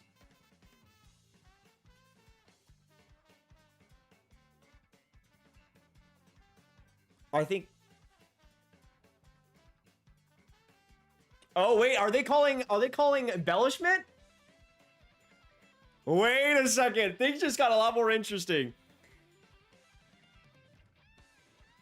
Yeah, they're calling for embellishment. Get out of here. Get out of here, bud. Yeah, I mean, it tripped him for sure, but that is wild, that reaction.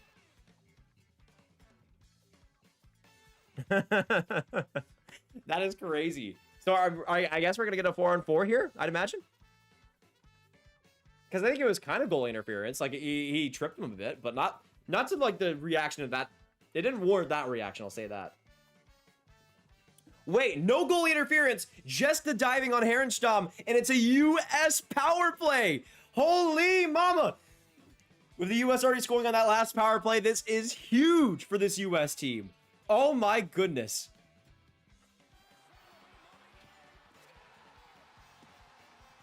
Tyler, stop! Tyler, what are you... Holy crap, Tyler! What is going on, man? I'm young with little bills and get paid Friday lol.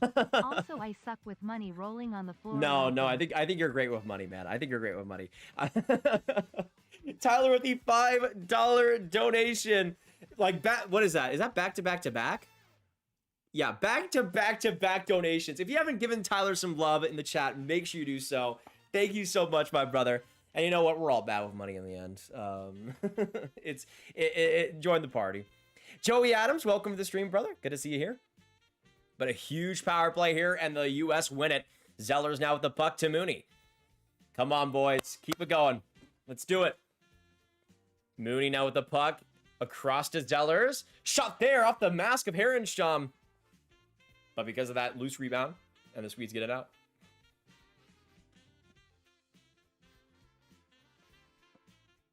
But yeah, Tyler's getting paid. Mooney now up the middle, driving it. Gets into the zone cleanly. Now Riker Lee can command the puck. Gets it across now to Osborne. Now right there to Mooney again. Daniel, what the heck? Coming in with a $7 donation. Slap is no bum. Great young team, the Habs. Thank you so much, Daniel, for the 7 Canadian. My man killing it right now. The Tyler Daniel rivalry here is wild. I just gotta say, thank you so much, brother. Quick shot, good save by Herrenstam off the Zellers opportunity. My man, though, my man. Wait, is that another? What did the Swedes throw it out of the zone? But yeah, thank you so much, Daniel. Let me get you as the last donor here now. Zellers is looking for his chance, man. I feel like he's gonna get it. There we go. Daniel, you are back on your throne. Zach, by the way, producer Zach in the chat, great editing.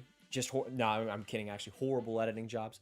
After saying Sweden wasn't playing well, they go up 3-1 against the U.S. I mean, that's always how it happens, right? Quick shot there by the U.S. right there. Come on. Oh, such a great rebound, too. 39 seconds now left to go. Stop.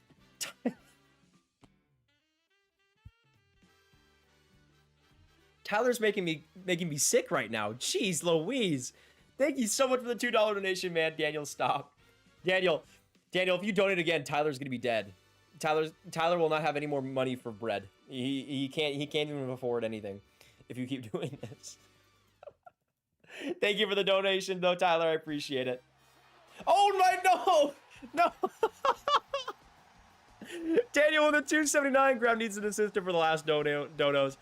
Daniel, he's going to starve. You're going to starve Tyler. He's not going to be able to live anymore. It's over for him. Oh, the Swedes on the penalty kill. 2-on-1. Pettersson, and he scores again. Pettersson from the same spot. This time on the penalty kill.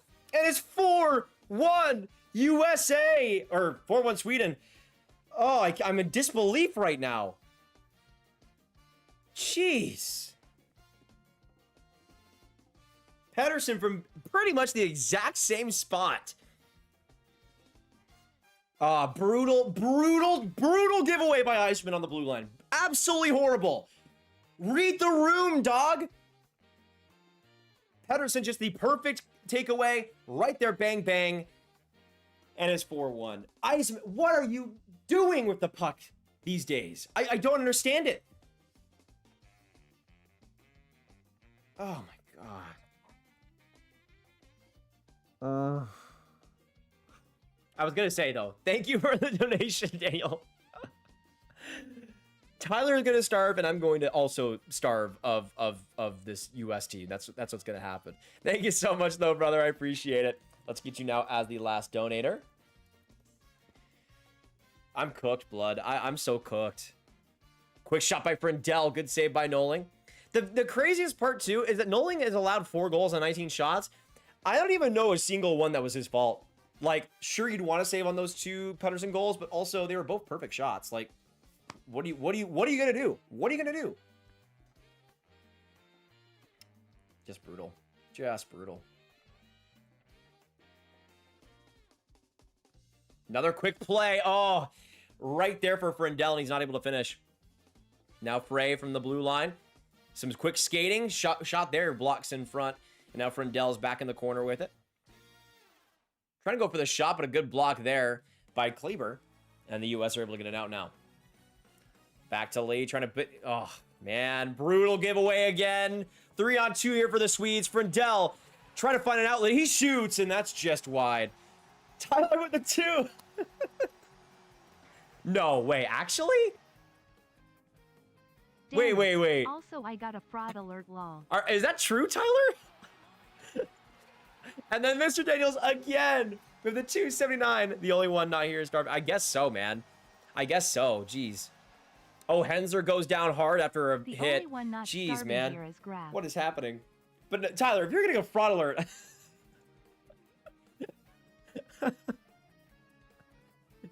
Guys, I just want you to realize how lucky you are that you are here for the Daniel-Tyler rivalry that is spewing right now. The greatest rivalry in hockey is right here, right now. Thank you so much, both of you guys, for all your donations throughout this stream. You guys have been beautiful beauties, and man, I've appreciated it a ton. Tyler, stop, please. My brother, you're getting fraud alerts. You don't have no bread for dinner, please. I need you to speed. I need Seriously, this. Please do not. Daniel STOPPPPPP.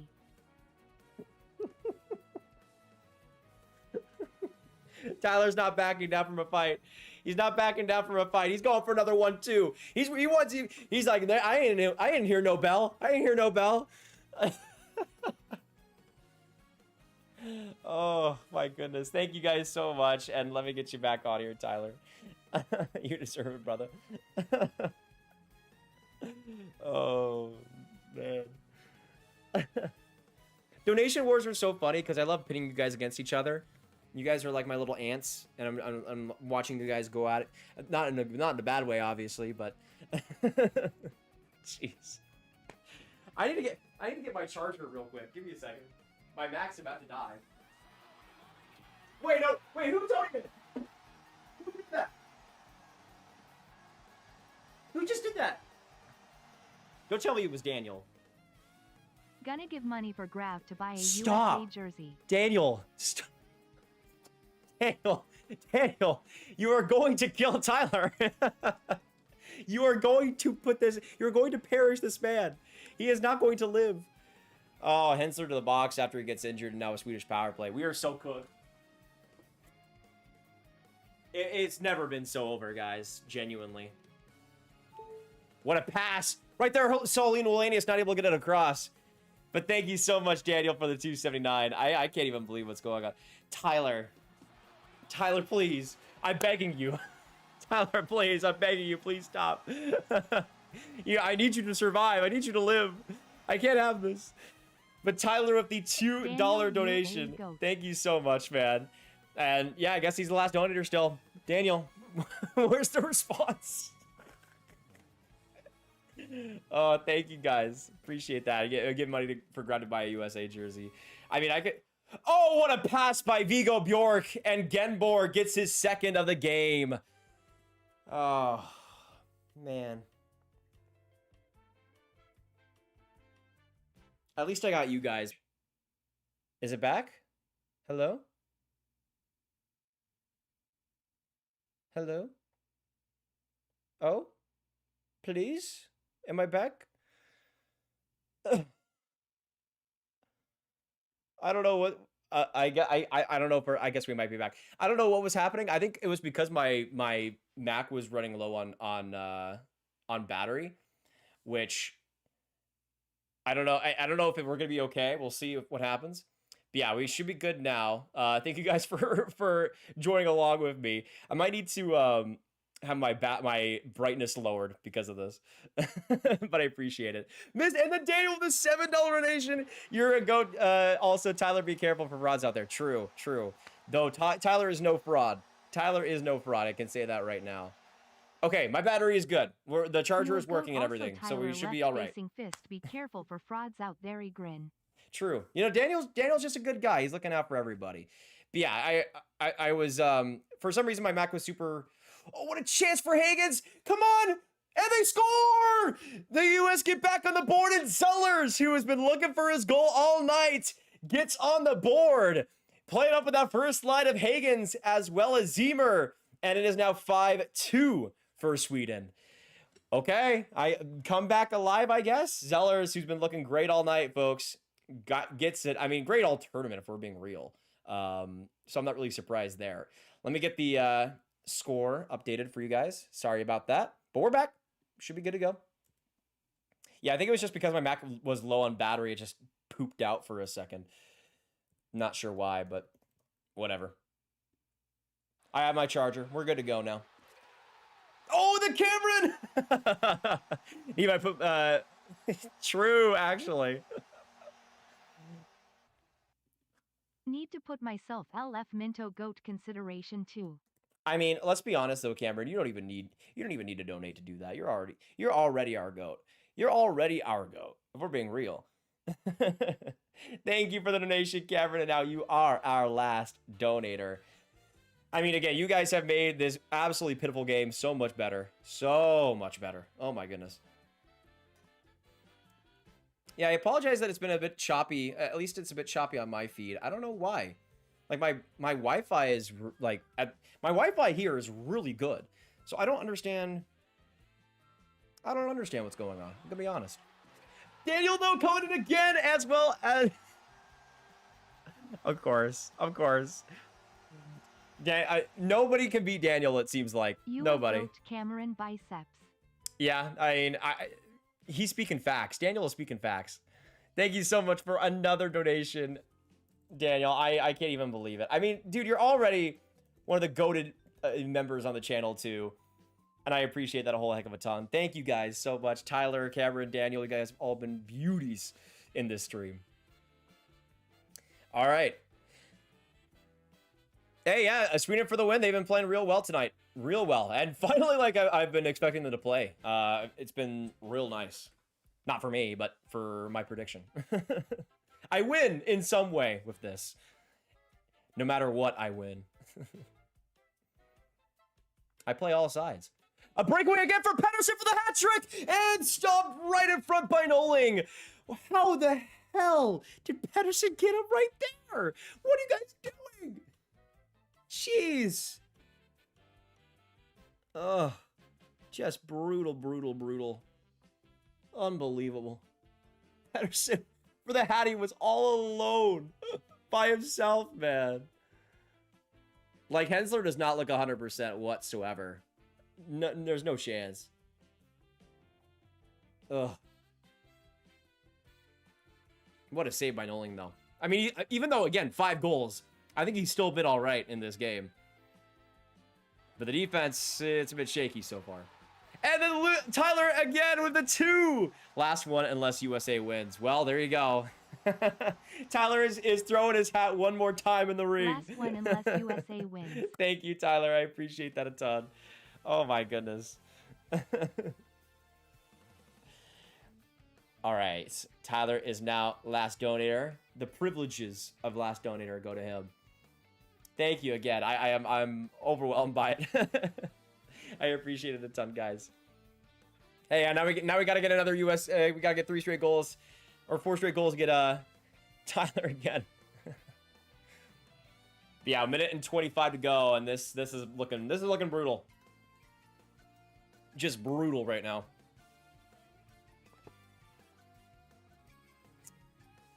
I mean that Sweden has been the better and more consistent attacks than the US.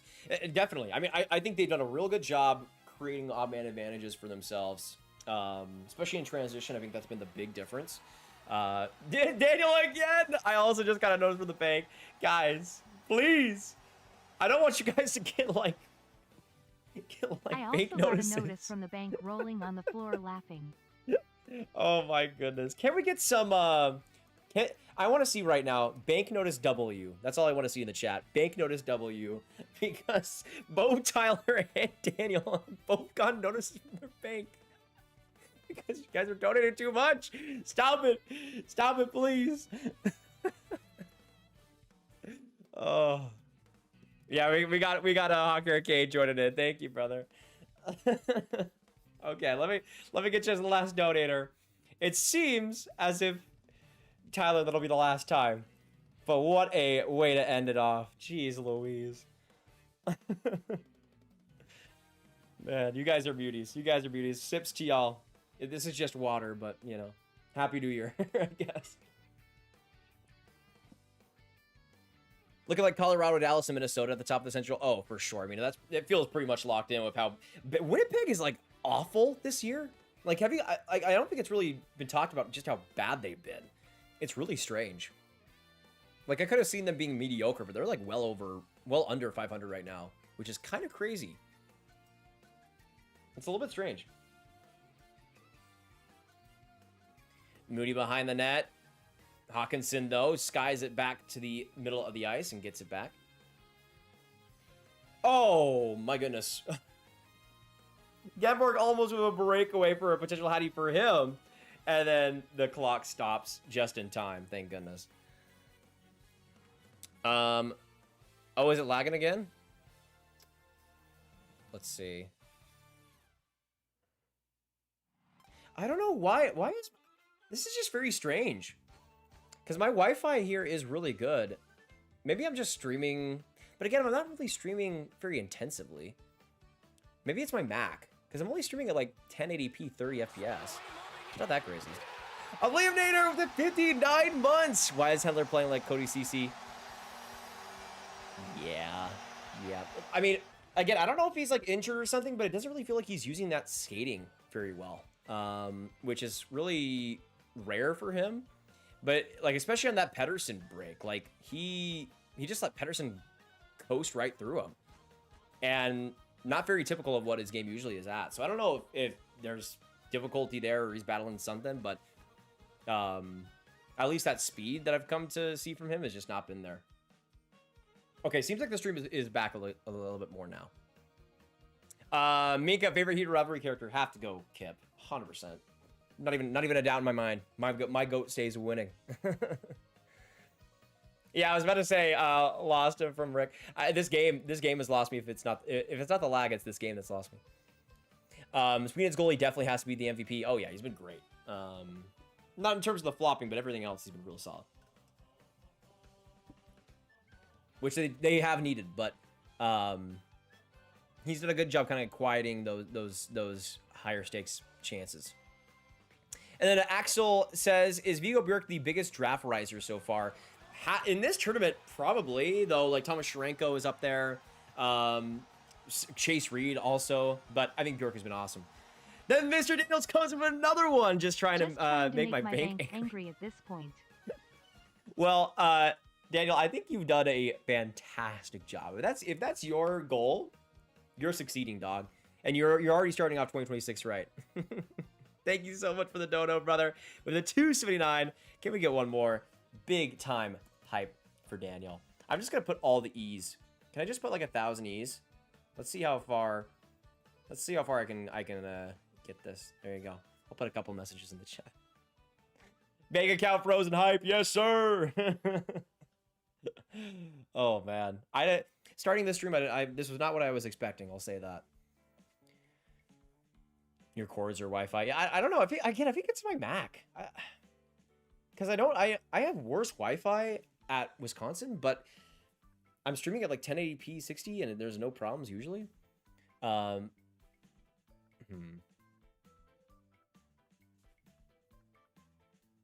see. Oh, okay. So it's wanting me to increase the bit rate, actually. Let me see if I can do that. I don't know if I can do that while I'm streaming, though, is the problem. Okay, let me change that, actually. Let's see if this works. I'll put it at 5,000 for now. We'll see if that makes things a little bit better. Maybe. I don't know. I don't know. We'll find out. Well, we're figuring out live, shall we? But yeah, we are now into the second intermission, folks.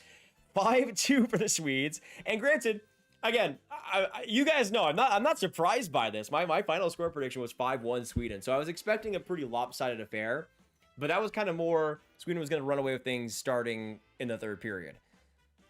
They did it a little earlier than that. Oh, just a little bit. Just a little bit. And it's easy to see why. The defensive breakdowns, the lack of care with the puck around the U.S. blue line has been a bit shaky. And for a lot of reasons, I think that U.S. defense has kind of crumbled things a bit. Again, I still think Noling has been good. I still think he's been fine. The goals he's allowed have just kind of been perfect shots or just complete great setups by the Swedes. And there you have it. Brutal. Would you buy this movie? Absolutely. They look pretty good, by the way, so I'd be down. Who will be the starter for Canada at the Olympics? I'm thinking it's going to be between Thompson and Binnington, though I still think Binnington has the inside track considering how good he was at the Four Nations, though he's been pretty brutal this year, so we'll see. But that's an interesting question, actually. Who do you guys see becoming the starter? Maybe not like who is the starter initially, but who do you think will be just the starter of the tournament for Canada in general? Because we could see, obviously, they have not the greatest goaltending in the world, but they have options to work with. So do we see maybe changes throughout the tourney? Let me know. But yeah, I'd probably say Binnington to start out, but then who knows from there. Let's see. Yeah, it should be better now in terms of the bit rate. It should look a little bit better. I put it up to 5,000 instead of 2,000, which is where it was at before. So we should have no issues from now on, hopefully.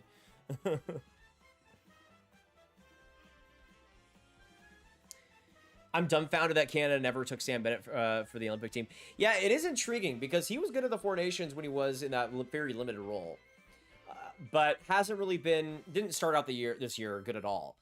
Got a bit more on track over the last month or so, but considering how good of a playoff player he is, it is pretty surprising that he's off the roster. But also, I think the standard is very high, and I'm just not sure.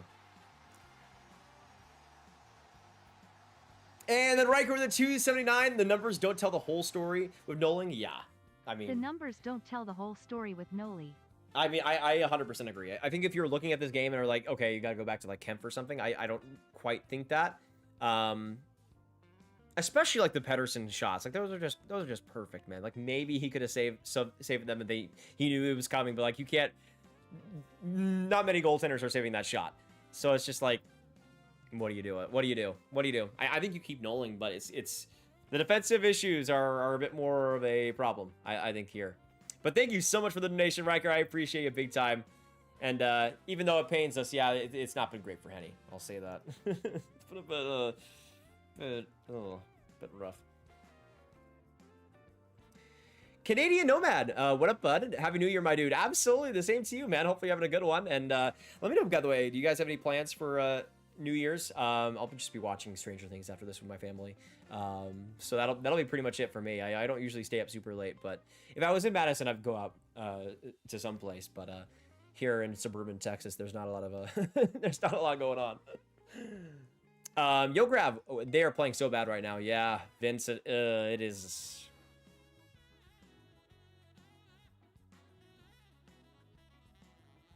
I don't want to talk about it. I'm okay. I'm all right. I'm okay. I'm all right. Not unexpected. I have to keep telling myself that. Though I will say the big surprise to me so far is I was expecting that score, that 5-1 score for Sweden, my initial score prediction, to be more goaltending based. I thought Noling would kind of be a bit so-so getting into the tournament as cold as he is, but I think he's been fine. He's not been the problem with his U.S. team. It's been the careless turnovers, the lackadaisical play. They've out lackadaisical lead the Swedish team, who I think at a lot of points was kind of lackadaisical to start their tournament. So not great. And if they lose this game, they're probably going to be playing a team like Czechia or Finland, and I think they are in for a brutal time, just in terms of like the vibes of that game, because this U.S. team, it feels like they need some space to really play well, and they just aren't getting that space. And Sweden's done a good job being able to stifle them.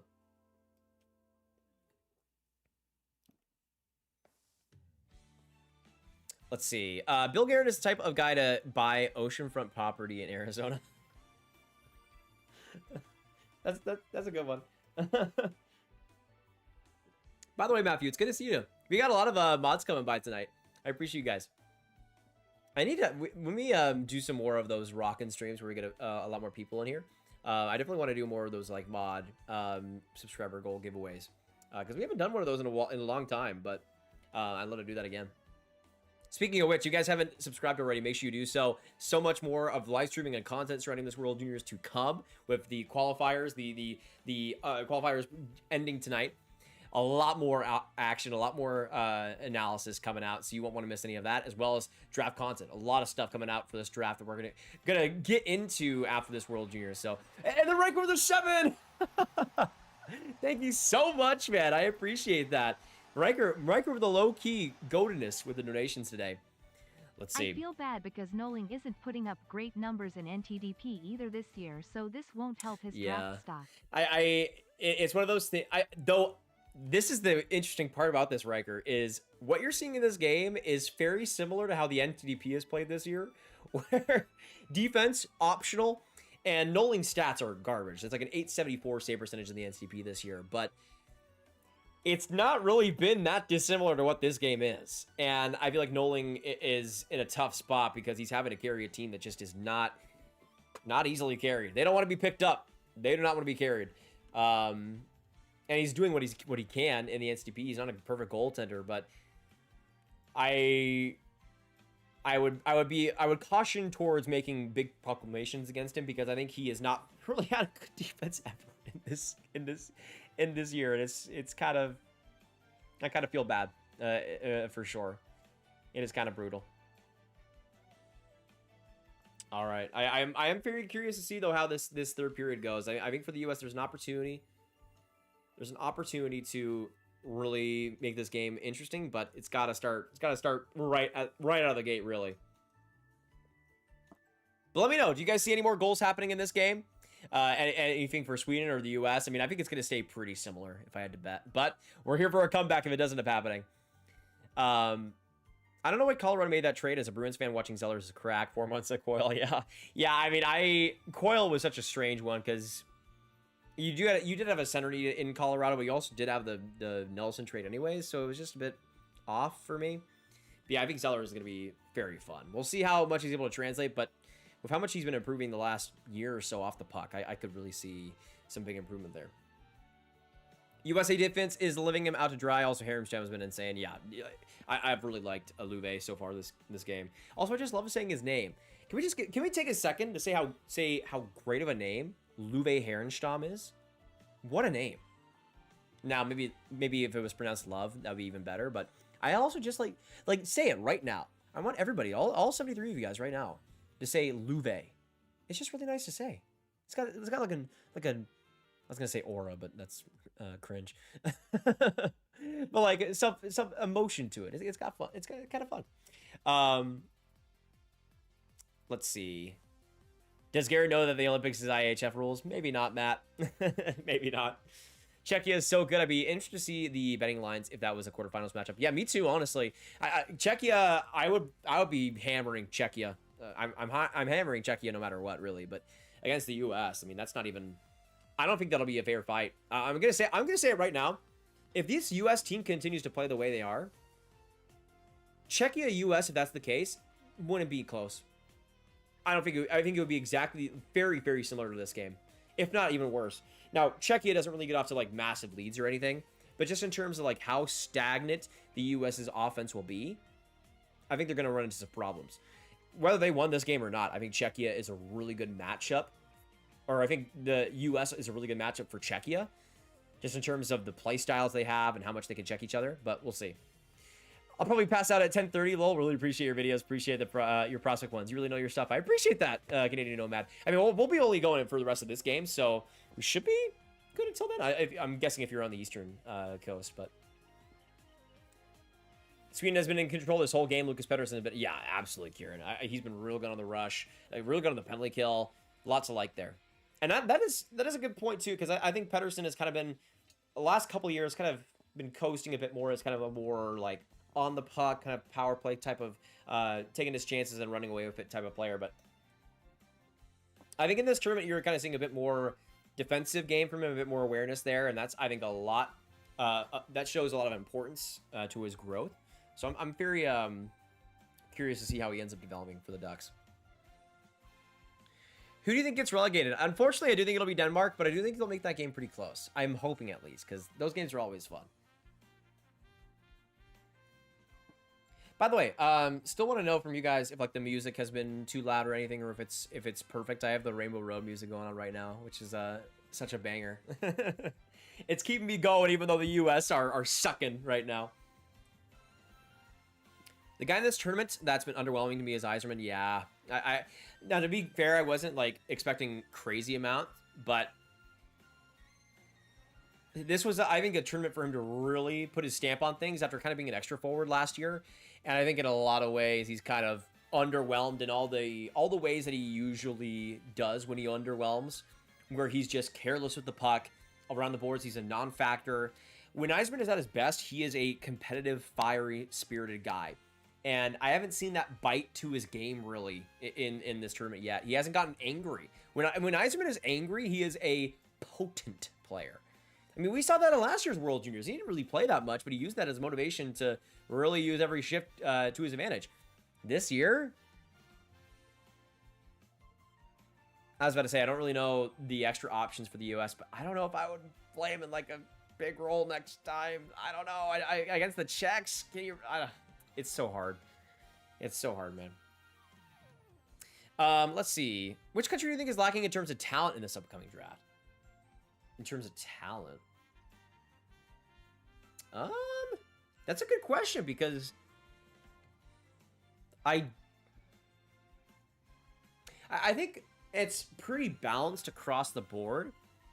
Like, the Finns were horrible last year in terms of talent, but this year they got guys like Juho Pipparainen, Oliver Savanto at the top. So you got some really interesting characters there. Even Albert Smits, who's not Finnish but playing in the Liga. So you do have that. Hey, I appreciate the donation. Thank you so much. Let's see. It's going to pop up here. Let me make sure it pops up. Breven, thank you so much for the subscription, brother. I appreciate that. But yeah, I would say, if anything, I think probably the U.S. In terms of options in this class. But even then, they have a Chase Reed who's doing great things. They have some really interesting depth, I think, in the later half of the first round. But like, if I had to choose anybody, though, I will say Russia is not great this year. They have a couple intriguing names, but they're more so like outside the first round guys for me for sure. So I'd probably go Russia if I had to pick anybody. But I think the U.S. is also a bit lacking in terms of like the top end forwards, if that makes sense. In back-to-back years, Stars and Sabres play on New Year's Eve and Despiff is in goal again. That's crazy, Matt. I mean, the Sabres on a 9-game winning streak. I am fascinated to see how that game goes. Czechia can go up by 2 against the U.S. and then just shut it down and be a boring game and they'd win. USA would need to get their lead in that game to win. Yeah, I 100% agree. Czechia is unbelievable when they have the lead. Similar to like how the Swiss are playing this tournament too. You have some really good defensive structures in this tournament that are kind of stealing the show. But yeah, Czechia is they have so many options to work with now. Rowdy Mirka back. It's not even a fair fight, really. As a Canadian, I've been impressed with even McKenzie, one of our better defenders, honestly. I would agree. I think he's played a very honest game, and that's something that I think the the Canadians could kind of use a bit more of. But just very refined, very simple, not overhandling the puck, just doing what he can with it, and when he gets those shooting opportunities, letting them go. I think that's been a valuable piece, and maybe not, you know, the guy that's playing the most for you, but in those kind of depth roles, that's the type of guy you want to have in those positions. And that was the thing too, like whenever that happens, you can always tell the people that know what they're talking about and who don't, because we have a player like an Evan McKenzie who's undrafted, nobody knows who, like nobody who's not paying attention knows who he is. You have like the people being like, who's this guy? Like, why is he on the roster? But he was somebody that has done real well in the WHL these last couple of years, really growing year after year. Offensively has pushed some really good numbers this season. Like, even though he's not a high pedigree guy, he has all the makings at this age group to be an impact player. So, no, there's always players like that end up on those type of rosters, especially for Canada. It seems like they always kind of have like that one undrafted guy that kind of makes an impact, but whether that's on a goaltending side or a forward side, but I think McKenzie's been real solid for sure. But yeah, third period coming up here for the U.S. Big opportunity for them to gain some respectability in this game. We'll see what ends up happening, but the Swedes are in the driver's seat, and we'll see if the U.S. can get out of the passenger. But the Swedes come up to a good start here. Eklo with a quick shot on a sharp angle, but Noling with the mask save. Back into the corner it goes as Kleber clings him to the corner boards. And the loose puck goes to Hensler. He'll get it out safely. Right there to Zellers. And the U.S. break it out. Now into the offensive zone. Good chance here. Hagen's a shot. Rebound there, but the Swedes get to it first. And now they go up the ice here. Linus Eriksson with the puck. Finding an outlet. He gets it across. Shot there. And a save by Noling. And he'll carry it out. Or is that Kempf now? Wait a second. Is Kempf in the game? I think he is. A goal. Now, I don't know if I would agree with that from that in terms of like the play perspective, but if you want to get some momentum going, you can do it that way. So Nick Kempf is in the goaltending spot now to start out this third period for the U.S. And a couple of solid saves to start things out. I mean, he's getting thrown into the fire, so we'll see how that projects, but he was solid in the game he played, so we'll see if that continues. The U.S., again, this is the big thing, though. Like, that was my biggest problem heading into the tournament was a lack of identity in terms of the goaltending. And this entire tournament, they have been searching and trying to tinker with that goaltending, and it's nothing has seemed to really stick. They're still doing it now. A game before the quarterfinals, tinkering with their goaltending heading into the third period. I wouldn't say I'm happy about it. I'll say that. I wouldn't say I'm happy about it, considering how good the U.S. has been typically with their goaltending. But we'll see. As a Swede, your guys are playing good, just unlucky. I can see that. I mean, Lube Herrenstrom has also been playing pretty well in net for the Swedes too. So, I mean, there's been factors with that. I don't think everything is completely over, but I do think it kind of has exposed a bit of the weaknesses in terms of their defending on the rush at the very least. Viggo Bjork, another big face-off win. And now the Swedes control it back in the middle. Stenberg now with the puck. Now around the boards, it'll find Bjork, and now along to Genborg, though, loses the puck, and the U.S. will get it out again. Stenberg, good defensive play on Riker Lee, but good bounce there. It'll find itself to the corner. Now Bjork gets it out. Man, again, even though they haven't been getting rewarded in droves, that line of Bjork, Stenberg, and Genborg are just creating so much. And it's really a shame that they're not getting rewarded more, because all of them, I think, should have more points than they do. Quick pass coming up the rush. McMorrow across to McKinney, and he's not able to get it on. Oh, or it's a Horkoff, sorry. Man. What a chance, though. I mean, that's the type of play you want to see a bit more of, a bit more transition speed. And they were able to get the pass across away from Hackinson, but yeah, Horkoff just off center, away from the net. Not even close either. Not even close. Yeah, 18 minutes to go in the third. I will say this too. Horkoff, I think, has been a bit, I don't know if underutilized is the right way to say it, but he's been a bit all over the place in terms of his play. Granted, this is kind of who he is. He's somebody that I think needs a really great play driver at center to enable him and his shooting abilities. He's not the driver of play whatsoever. I think those kind of holes are kind of getting exposed a little bit, at least in this tournament so far. Started out really good in the goal scoring department, but hasn't quite made that impact recently.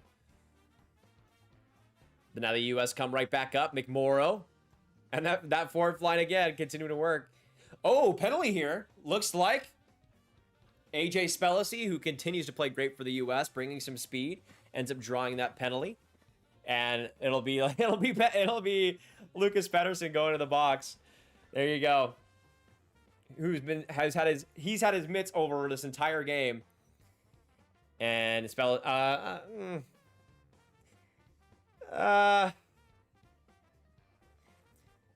probably should have been a embellishment on Spellacy.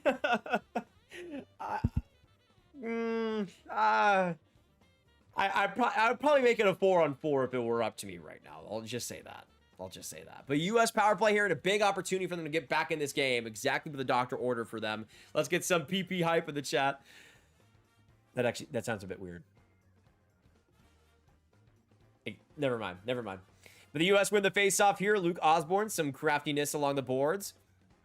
Now to Stiga behind the net. It'll find Riker Lee. Lee now to LJ Mooney. And they work together, passing it again. A great tip in front, though, and they score! Teddy Stiga, his first goal of the tournament. And the U.S. are back in this game. 5-3. Now, granted, a lot of it has come on the power play, the production's night. But Stiga, a big goal at a big time. And they're able to capitalize. Great passing there by Mooney yet again. The Lee, Mooney, and Stiga connection. And a great tip in front by Stiga, who makes it count. Love that. Love to see Stiga get rewarded. He's been up and down in this tournament in terms of his defensive play, but he's able to find the momentum at the right time and get the U.S. back in this game. Dan, about 17 minutes to go in it. In the third period, 5-3 now is your score. That's huge. That is huge. At least to make this game competitive, that is humongous. We needed that. We needed that so bad. So bad. But 17-30 now in the third. The ref's giving us, I think, a bit of a gift there, I will say. But that Stiga goal assisted by Mooney and Lee. And now just a 2-goal deficit for the U.S. to come back from. Not impossible. And it's just baby steps. And they get one here to start out this third. But the Swedes looking to respond here as Sasha Bunyamin gets it across.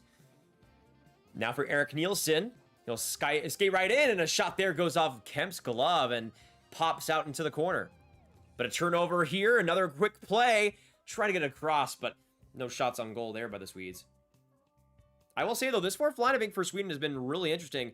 Of Nielsen, Yusufar Karlsson, as well as... oh,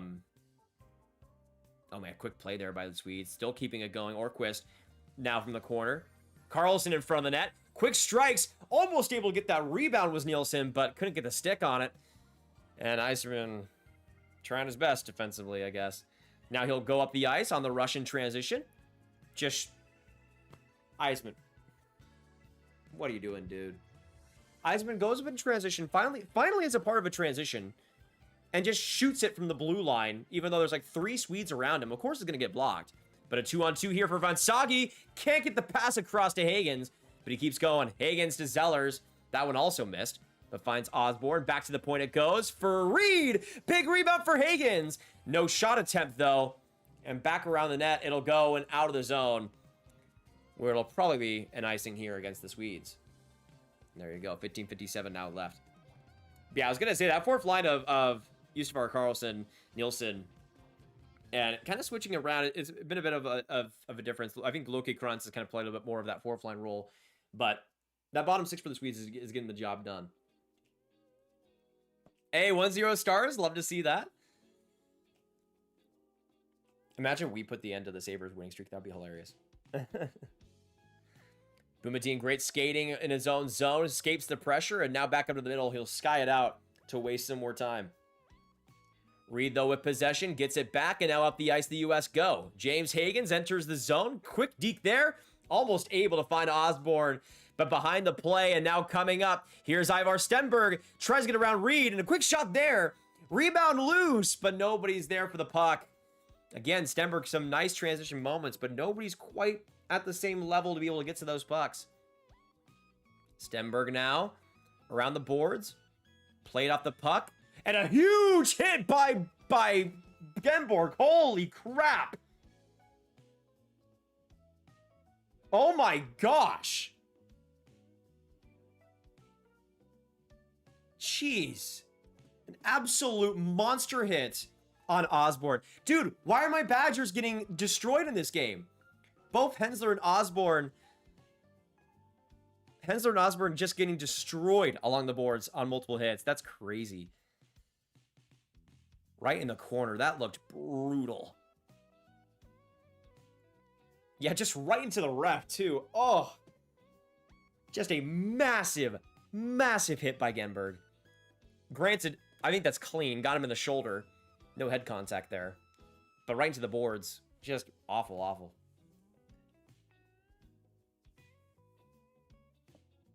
Man.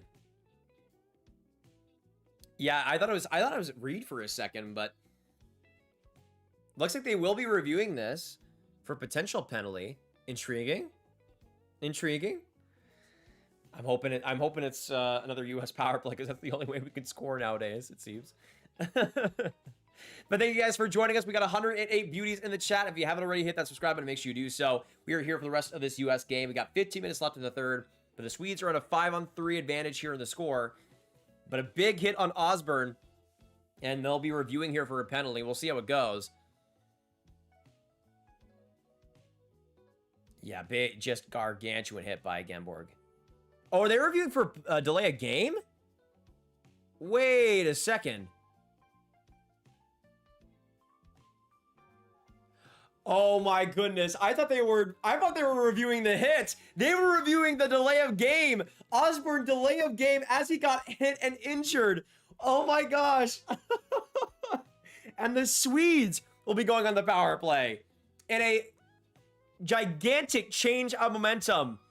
What I thought would have been a US power play is actually a Swedish power play, as Osborne just completely shanked it out into the crowd. Gets rocked in the process. Wild, wild turn of events. Oh my goodness. That is crazy. Are you kidding? That is just such a brutal, brutal shift by Luke Osborne. And a Swedish power play that is 2 for 2 in this game gets the opportunity to strangle the US with this opportunity. So, Scar, Sweden gets the power play because Luke Osborne, as he was in the corner, just completely flew it into the crowd as he was getting hit. And no contact either from anybody else. Crazy, man. I would have thought it would be like a 4-on-4 or something, but to be fair, the last one should have been a 4-on-4, and that's the one we scored on as a power play, so I guess it's equal. I don't know. But now I have our Stenberg, or Sully Melanius right there. A great chance for Pedersen for the hat trick, but Kemp robs him right there. Oh, Genberg goes after him in a big fight right in the center of the ice. Spellacy trying to go after Sully Melanius. Oh my goodness, some fighting. No punching, but Spellacy wanted to go after him. We'll get some potentially some more penalties after that. Jeez, man. That is crazy. The bad blood in this one has been really intriguing to watch. Which, not even that surprised considering how this has gone, but still. Oh yeah, Spellacy just destroyed Pedersen. Like that should have that's a penalty right there, and then you have all the other fighting right after. Yikes. I'm trying to see this again. Oh yeah, it just comes in right in the head. Spellacy, what are you doing, man? Oh no. Spellacy just like came in right as Pedersen was like on his knees shooting. And just came up right in the head on him. This game's got some bad blood, guys. But yeah, what a horrible moment. Any hope of coming back in this game has just been lost because of that. They're reviewing the play. I'm assuming this is going to be a power play, another like a 5-on-3 for the Swedes. But that's just, man. I Spellacy just wrong place, wrong time. You can't, like, any chance of this team coming back, you're just giving the game up at that point. Yes, I get there was bad blood on the play, but, like, you gotta... You have to control yourself in those situations. But Spellacy is a pretty fiery player. Gets right in there, and we'll see. Let me see if I can try to hear this. Yeah, so a minor penalty there against the U.S. So it'll be a 5-on-3 power play here for Sweden. I like you, Eliminator. I'm kind of surprised it's only 2 minutes, but a 143 man advantage for the Swedes, and they'll really get the opportunity here to score. Jeez, man, what an opportunity for the Swedes to really break open this game. Man, this sucks. This sucks. Crazy. I gotta be honest though, I can't even really argue with the calls. They made sense. Brutal. Yeah, honestly, I am kind of surprised that wasn't a major, considering how strict the IHF usually is. But the Swedes win the face-off. Quick puck right there. Bjork to Frundell. Now they'll set up. Bjork across right there for Stenberg. What a chance! Somehow did that not go in? What? Now Bjork again. Frundell the shot, and that one goes high and wide. Now back along the boards, able to get it to Berglund. Now back to Stenberg. Man, Stenberg has been so snake-bitten in this tournament. It's crazy. Stenberg back to Frundell. Now Bjork. Right there, Stenberg. Oh, off the stick. How did he not score there? This is just crazy now. Stenberg again from his own blue line. Gets it, or from the opposing blue line. Gets it back. Sets up once more. Frundell to Bjork. Bjork across Stenberg. Oh, whiffs on the shots. This is insane. This is crazy, man. Stenberg is just... This is the most snake bitten I might have seen a single player in a single game. And then Eklund on that chance that was set up by Eklund wasn't able to get that shot on. This is, I don't know what has happened to Stenberg's stick, but something has happened. Something weird is going on. That is crazy how Stenberg did not score in that entire shift. Genuinely insane. But the Swedes do take a timeout here, and I'm actually going to take a timeout to go to the bathroom real quick. I'll be right back here in a second, but that is crazy how the Swedes did not score there.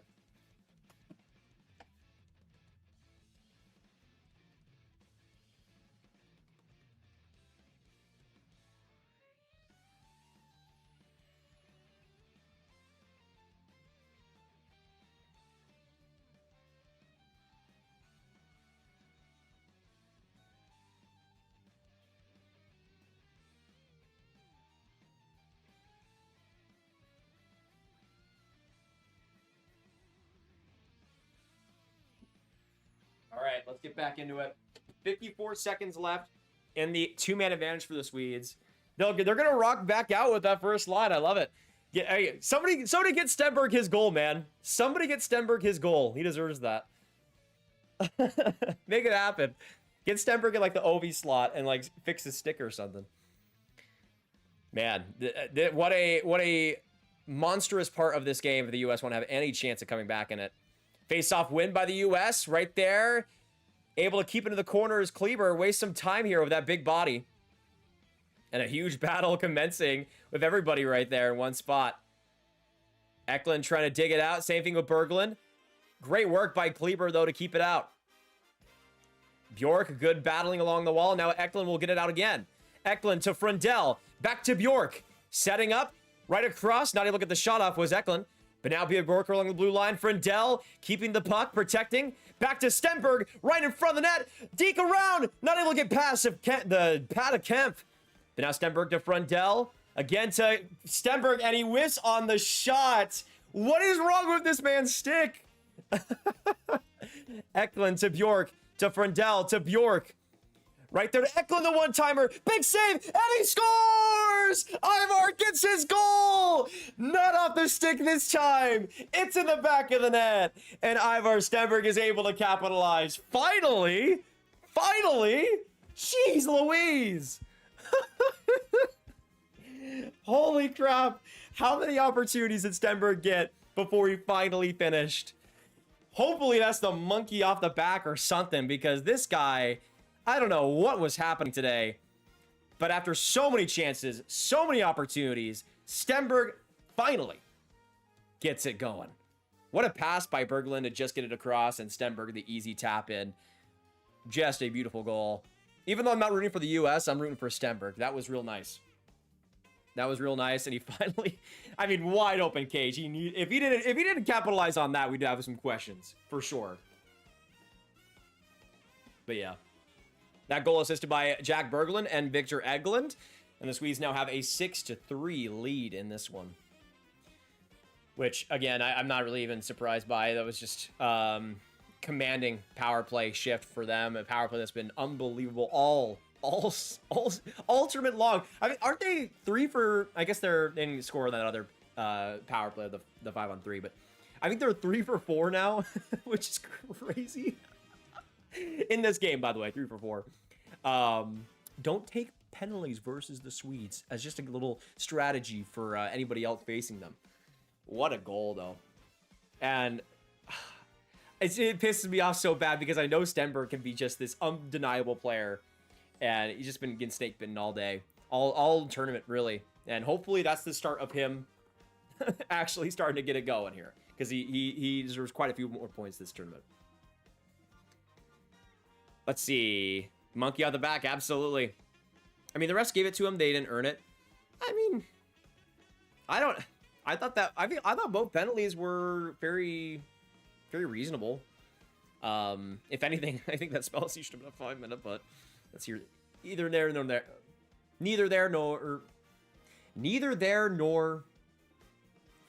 whatever. Steve G, how's it doing, man? How's it going? Cheers to you as well, and cheers to all you guys spending your time with us here on this New Year's Eve. I hope you're having a fantastic day and a great last day of 2025. It's been a good year for me, and it's been hopefully a good year for some of you guys. And I know 2026 could be a lot better for sure. What a game, though. Best one I've seen this tournament so far. Oh, I mean, that high praise, ER. I mean, I don't know if it would be my number one. I would still say either Czechia, Canada, or... I mean, US, Slovakia was great last time, too. But yeah, this is definitely up there. Are you Canada, Finns next? It should be a good game, too. I'm going to be hanging out with my family after this one, Rick, but I will be keeping an eye on that, for sure. For sure.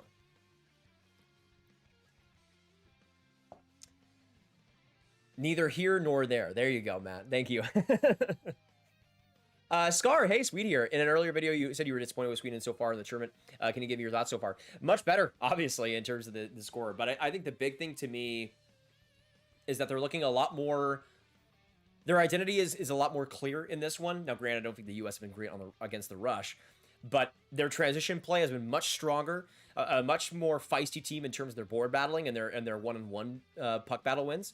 And that's allowing a lot more freedom for their forwards to go out there and do what they want. We'll see how that is able to transition, but I think it's a great first step to them getting to where I think they should be.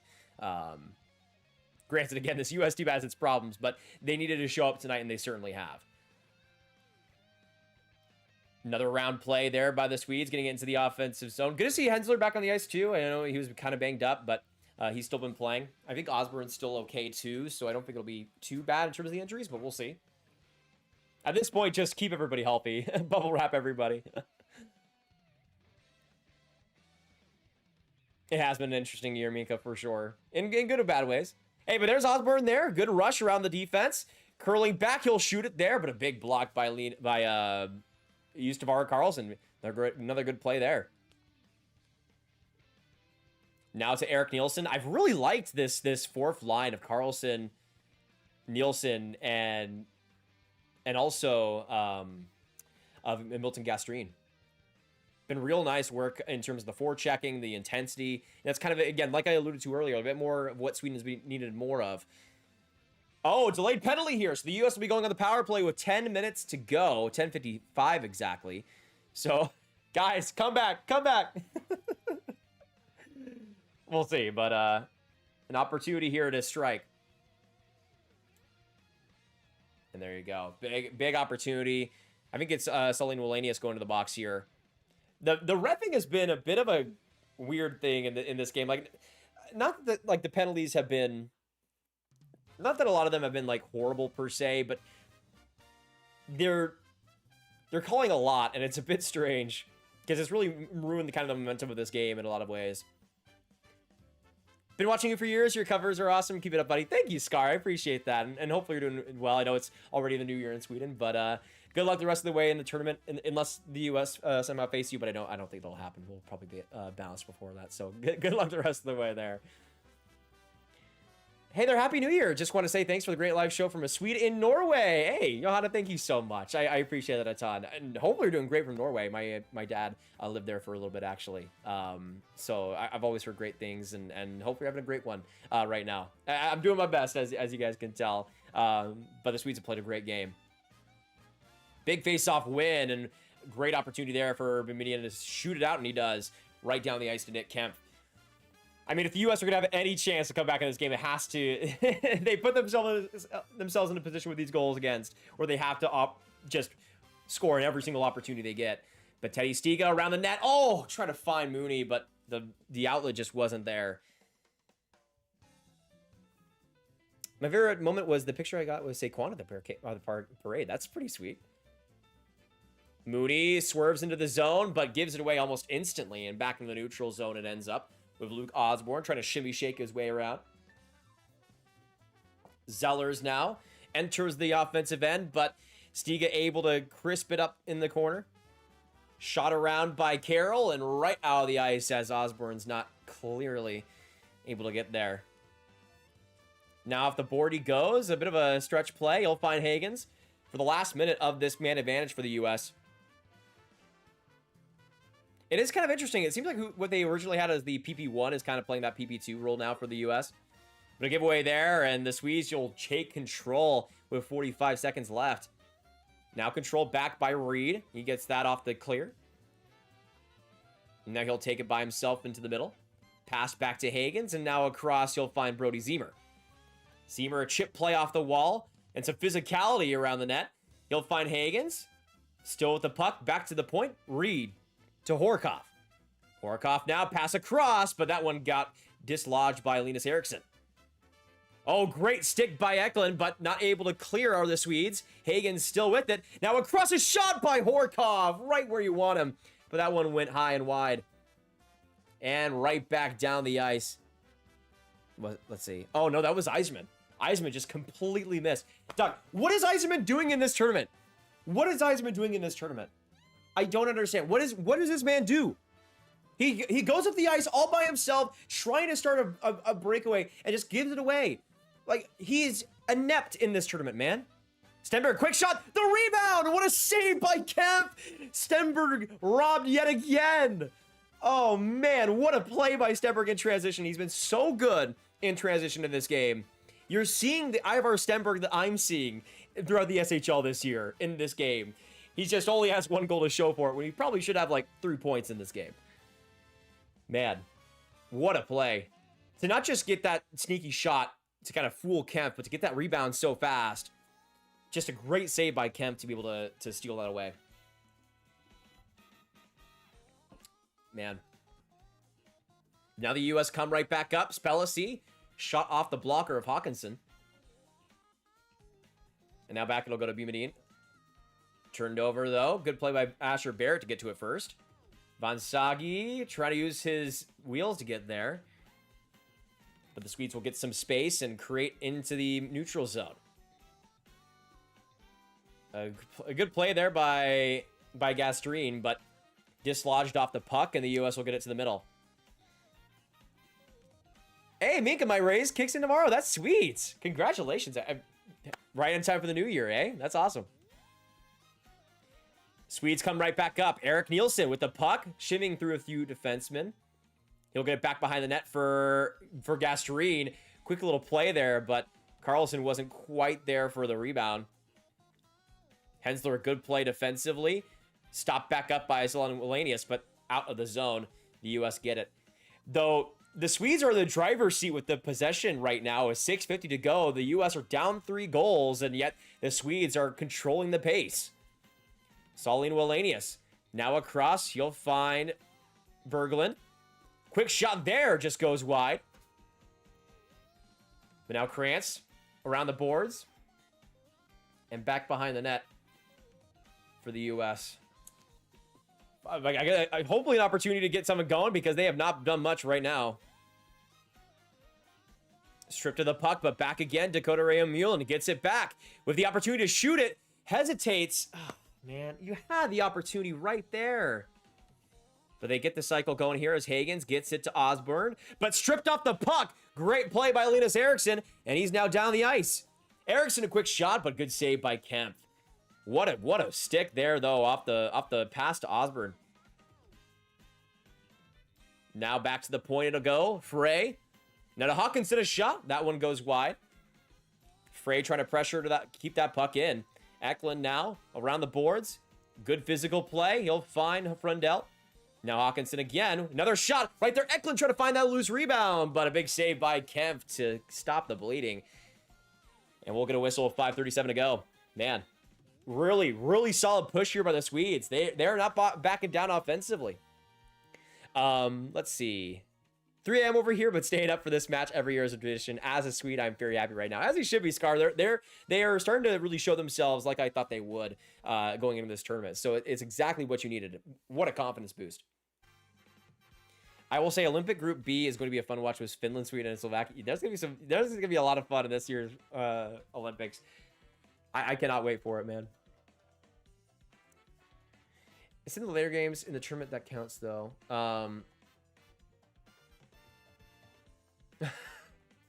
I mean, I'm not the...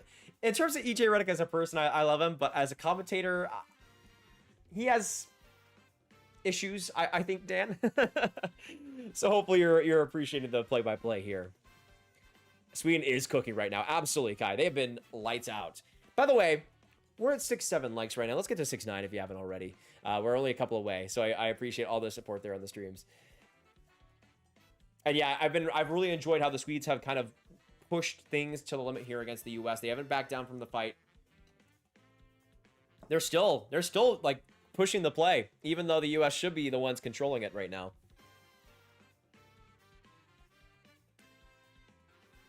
I'm curious to see, guys, because this is the question I've kind of put out there before. Who do you currently think is the favorite at the World Juniors this year? Because as far as I'm concerned, every team has just kind of had their issues and they've been working through it. But Sweden right now has the momentum, I think, to kind of get to that level. Though this is the first game where I've really seen that level be hit versus a strong team. So we'll see. But Canada, of course, is up there. I think Finland has looked really solid in this tournament. Switzerland, even though I don't think they're going to win it, they've shown some really good stuff so far. Keeping those games defensive and tight. I would not say the U.S. at all. But who knows? They're still in it, of course. Czechia, with the balanced game that they provide. A lot to like there. But now the Swedes still controlling the puck with 5 minutes to go. Stenberg gets it across to Orquist. And now they reset. Sweden, Canada, Finns top 3. I think that makes sense, Matt. I mean, Finland, again, I don't... They've been... Even without Hellenius, they played very well. Stenberg now across. Try to find Eklund right there, but couldn't quite get to it. Or my apologies, Frundell.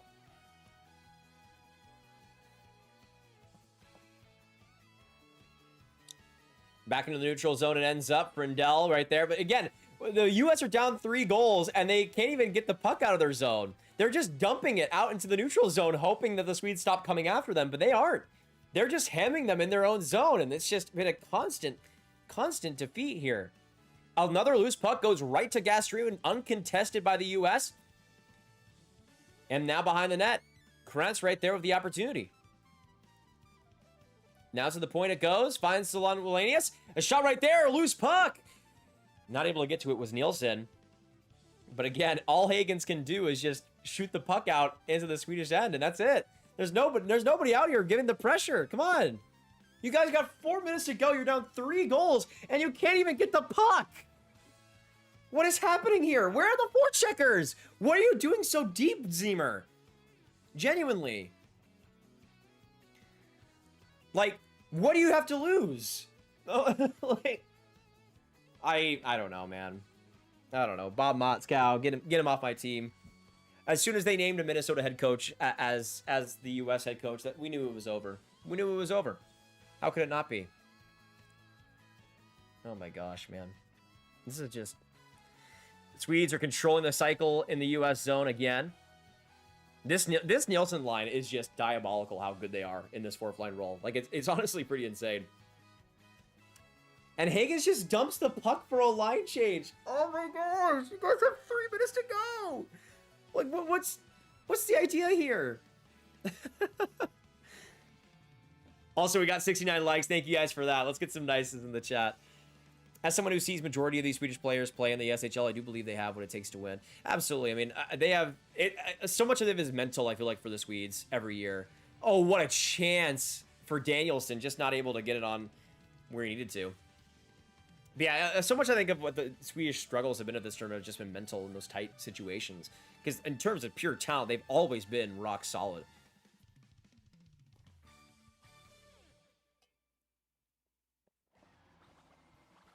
That 3-6 goal after that stupid penalty kind of broke U.S. mentality. Yeah.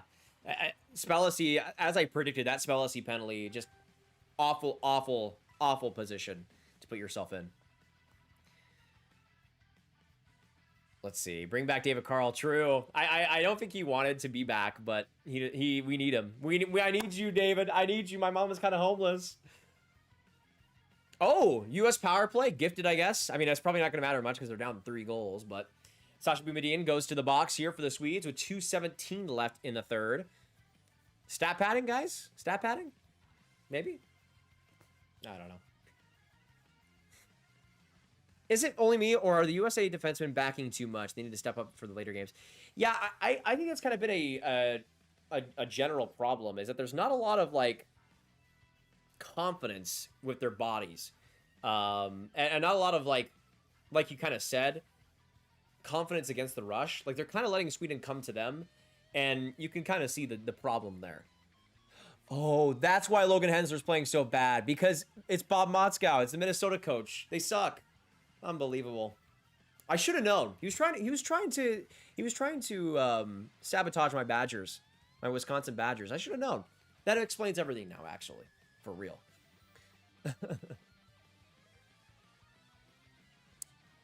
USA's entire team is just letting Sweden walk right through them in the neutral zone every time. Wild how easy the transition game has been for Sweden. Yeah, it's been a mix of Sweden looking a lot faster, a lot more confident, and also the US giving them the opportunity to look a lot faster, a lot more confident.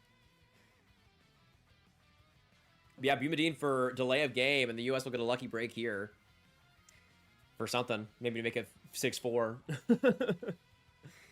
Maybe. They do pull the empty net, so they're going for broke here, as they should, really. And the U.S. power play 2 for 4 with 8 shots in this game. I just feel bad for Brady Noling, man. 2026 draft eligible, so young. Like, the NCDP has been garbage this year. And what do the U.S. do to start this game? Just completely crap the bed in so many opportunities. But now Lee. Back it goes for Higgins. And a quick shot there. Deflections, but nobody's able to get it on net again. Zellers now resets around the hash marks. Back low for Higgins. He'll find Riker Lee off the body, though, and... Oh, and Osborne just isn't able to keep it. Good play by Bjork to get that stick on him. 132 now left in the man advantage, and the empty net as well. Osborne. Deflected puck, not able to get into the zone very easily here. Hey, Wheel of Time for the 2 months. Thank you, man. I missed the start. Is the U.S. goalie sinking them? No. That's the worst part. That's the worst part. I mean, I would love to blame it on the goaltending, but... Noling allowed 5, and maybe, like, one of them I would have liked to see him save. That's pretty much it. The rest were just, like, odd man rushes and power play, and, yeah, just brutal. But, yeah, it hasn't been the goaltending's fault whatsoever. Is that a penalty on Mooney? Is that a penalty? Are you serious? A timeout for the U.S. at least. I don't know if that's a penalty or just a stoppage of play, but my goodness, man. Brutal. Brutal. Bob Moscow up to his losing ways. Absolutely true. I will be here for Bob Moscow slander is what I will be here for. Obviously, no disrespect to him personally, but I think as a coach, yikes. I should have known, man. Not bringing in a winner like we should have. That's what happens when you bring in the Minnesota head coach and the Boston College head coach as your coaches. Just pure chokage. Just pure choking, no matter the situation. Unbelievable. Unbelievable. I'm obviously joking, but also, it kind of tracks, though. It kind of tracks. Both can't win in the NCAA championship. I'm honestly happy to see this. Usually Sweden has a hard time to adjust to physical play and the fast pace against the US and Canada, but this team definitely doesn't show anything of that. Yeah, I mean, that was my concern heading into this game, but now I think those concerns are definitely alleviated a lot more. Especially that bottom six. I think they needed to show a little bit more angst, a little bit more guts. I think they've certainly been able to do that so far. It is amazing winning gold for your hockey candidate for my country. I won in 2002 in Salt Lake City in a Hockey Hall of Famer. You personally won, Rick? Like you, Rick? If so, that's pretty sweet. That's pretty sick. Like, were you on like the staff or something, Rick? Or like genuine question, like, because if so, that's really sick. I wasn't alive, by the way, then, to make you guys feel old. Zeller's quick shot. Osborne not there for the rebound. I love my Badgers, but man, Osborne's been a bit hit or miss this tournament. Quick shot again by Zellers. Hagen's not at the rebound. There's the theme happening here. Hagen's again. Trying to pass it in front. Shot there. Lee! Oh, off the post. Yeah, that's how this game has gone. With 20 seconds to go. Last seconds of the power play. Mooney to Hagens and a block there by Linus Eriksson. And that will completely shutter the US's hope here. 10 seconds to go. Come on, stat pad. Stat pad. Come on. Hagens right there shooting. And that one, great save by Herenstam. And that will end the third period and end this game. What a decisive win for Team Sweden. And they take the advantage 6-3 in the US's home rink. What a win. What a concern quieter that is for the Swedes. There was going to be one team that came out with the confidence that they needed, and the Swedes get it here in decisive fashion. What a win. What a clear top to bottom, not demolishing necessarily, but just pure win. Like, just from top to bottom. Absolute GGs in the chat. Absolute GGs, and we'll see, of course, the Canada game here starting in a bit. But that is a huge win for the Swedes to get the momentum back, to start playing a lot more feisty, to play a lot more defensive, and they do a great job there. Man, GG is absolutely to all the Swedes in the chat.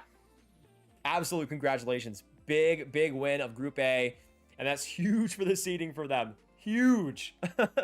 So is it confirmed? What? I don't know if it's confirmed necessarily, but I'm pretty sure it's Sweden will face Latvia, and the US would face Finland, I believe. You guys can let me know if I'm wrong. I'm probably wrong, but still. Perek already scored? What? Actually? Like, let me load up the game real quick. No way. That's crazy. I mean, Perek really, since like those first couple of defensive mistakes early on against Czechia, has looked really good. So I'm not really that surprised. Not really that surprised there, really. This is our peak. Watch us bottle it against Latvia. I hope not, Jim. I really hope not. That'd be devastating. Watched the Swedish broadcast and immediately came here. Thank you, Ghost. I appreciate that. Hope you're having a good one, and Happy New Year and everything, and a big win for the Swedes, eh? That's big. Do you realize how pathetic it is for a country with 35 times the population to lose this game? I think you underestimate how little most Americans care about hockey. And also, we won the last 2 World Juniors, and it's still not completely over, even though they're probably going to lose the quarterfinals. But yeah, there you go. There you go. Great game. Really strong from Sweden to look this strong while the rest were doing their best to help the Americans throughout the whole game. Time for us to beat Canada now. Please, please, please do use. Please. Please. I would love nothing more than that. That would be terrific. But thank you guys so much for tuning in today. My voice is shot as it usually is after these, but I appreciate you guys so much for dropping by. We will be back for the quarterfinals. I'll probably be streaming something. We'll figure it out what it is. Oh, what a shot by the Finns! Miettinen ties it all up. Crazy start to that game, by the way. But thank you guys so much for joining us. I'll be catching this Canada game and relaxing with some family. But I hope you do the same. Have a happy new year, a brilliant 2026. It's the best time of the year, these World Juniors, and it's great to be able to spend it with you guys. But yeah, I'll see you guys in the next one. Have a fantastic hockey day, and goodbye.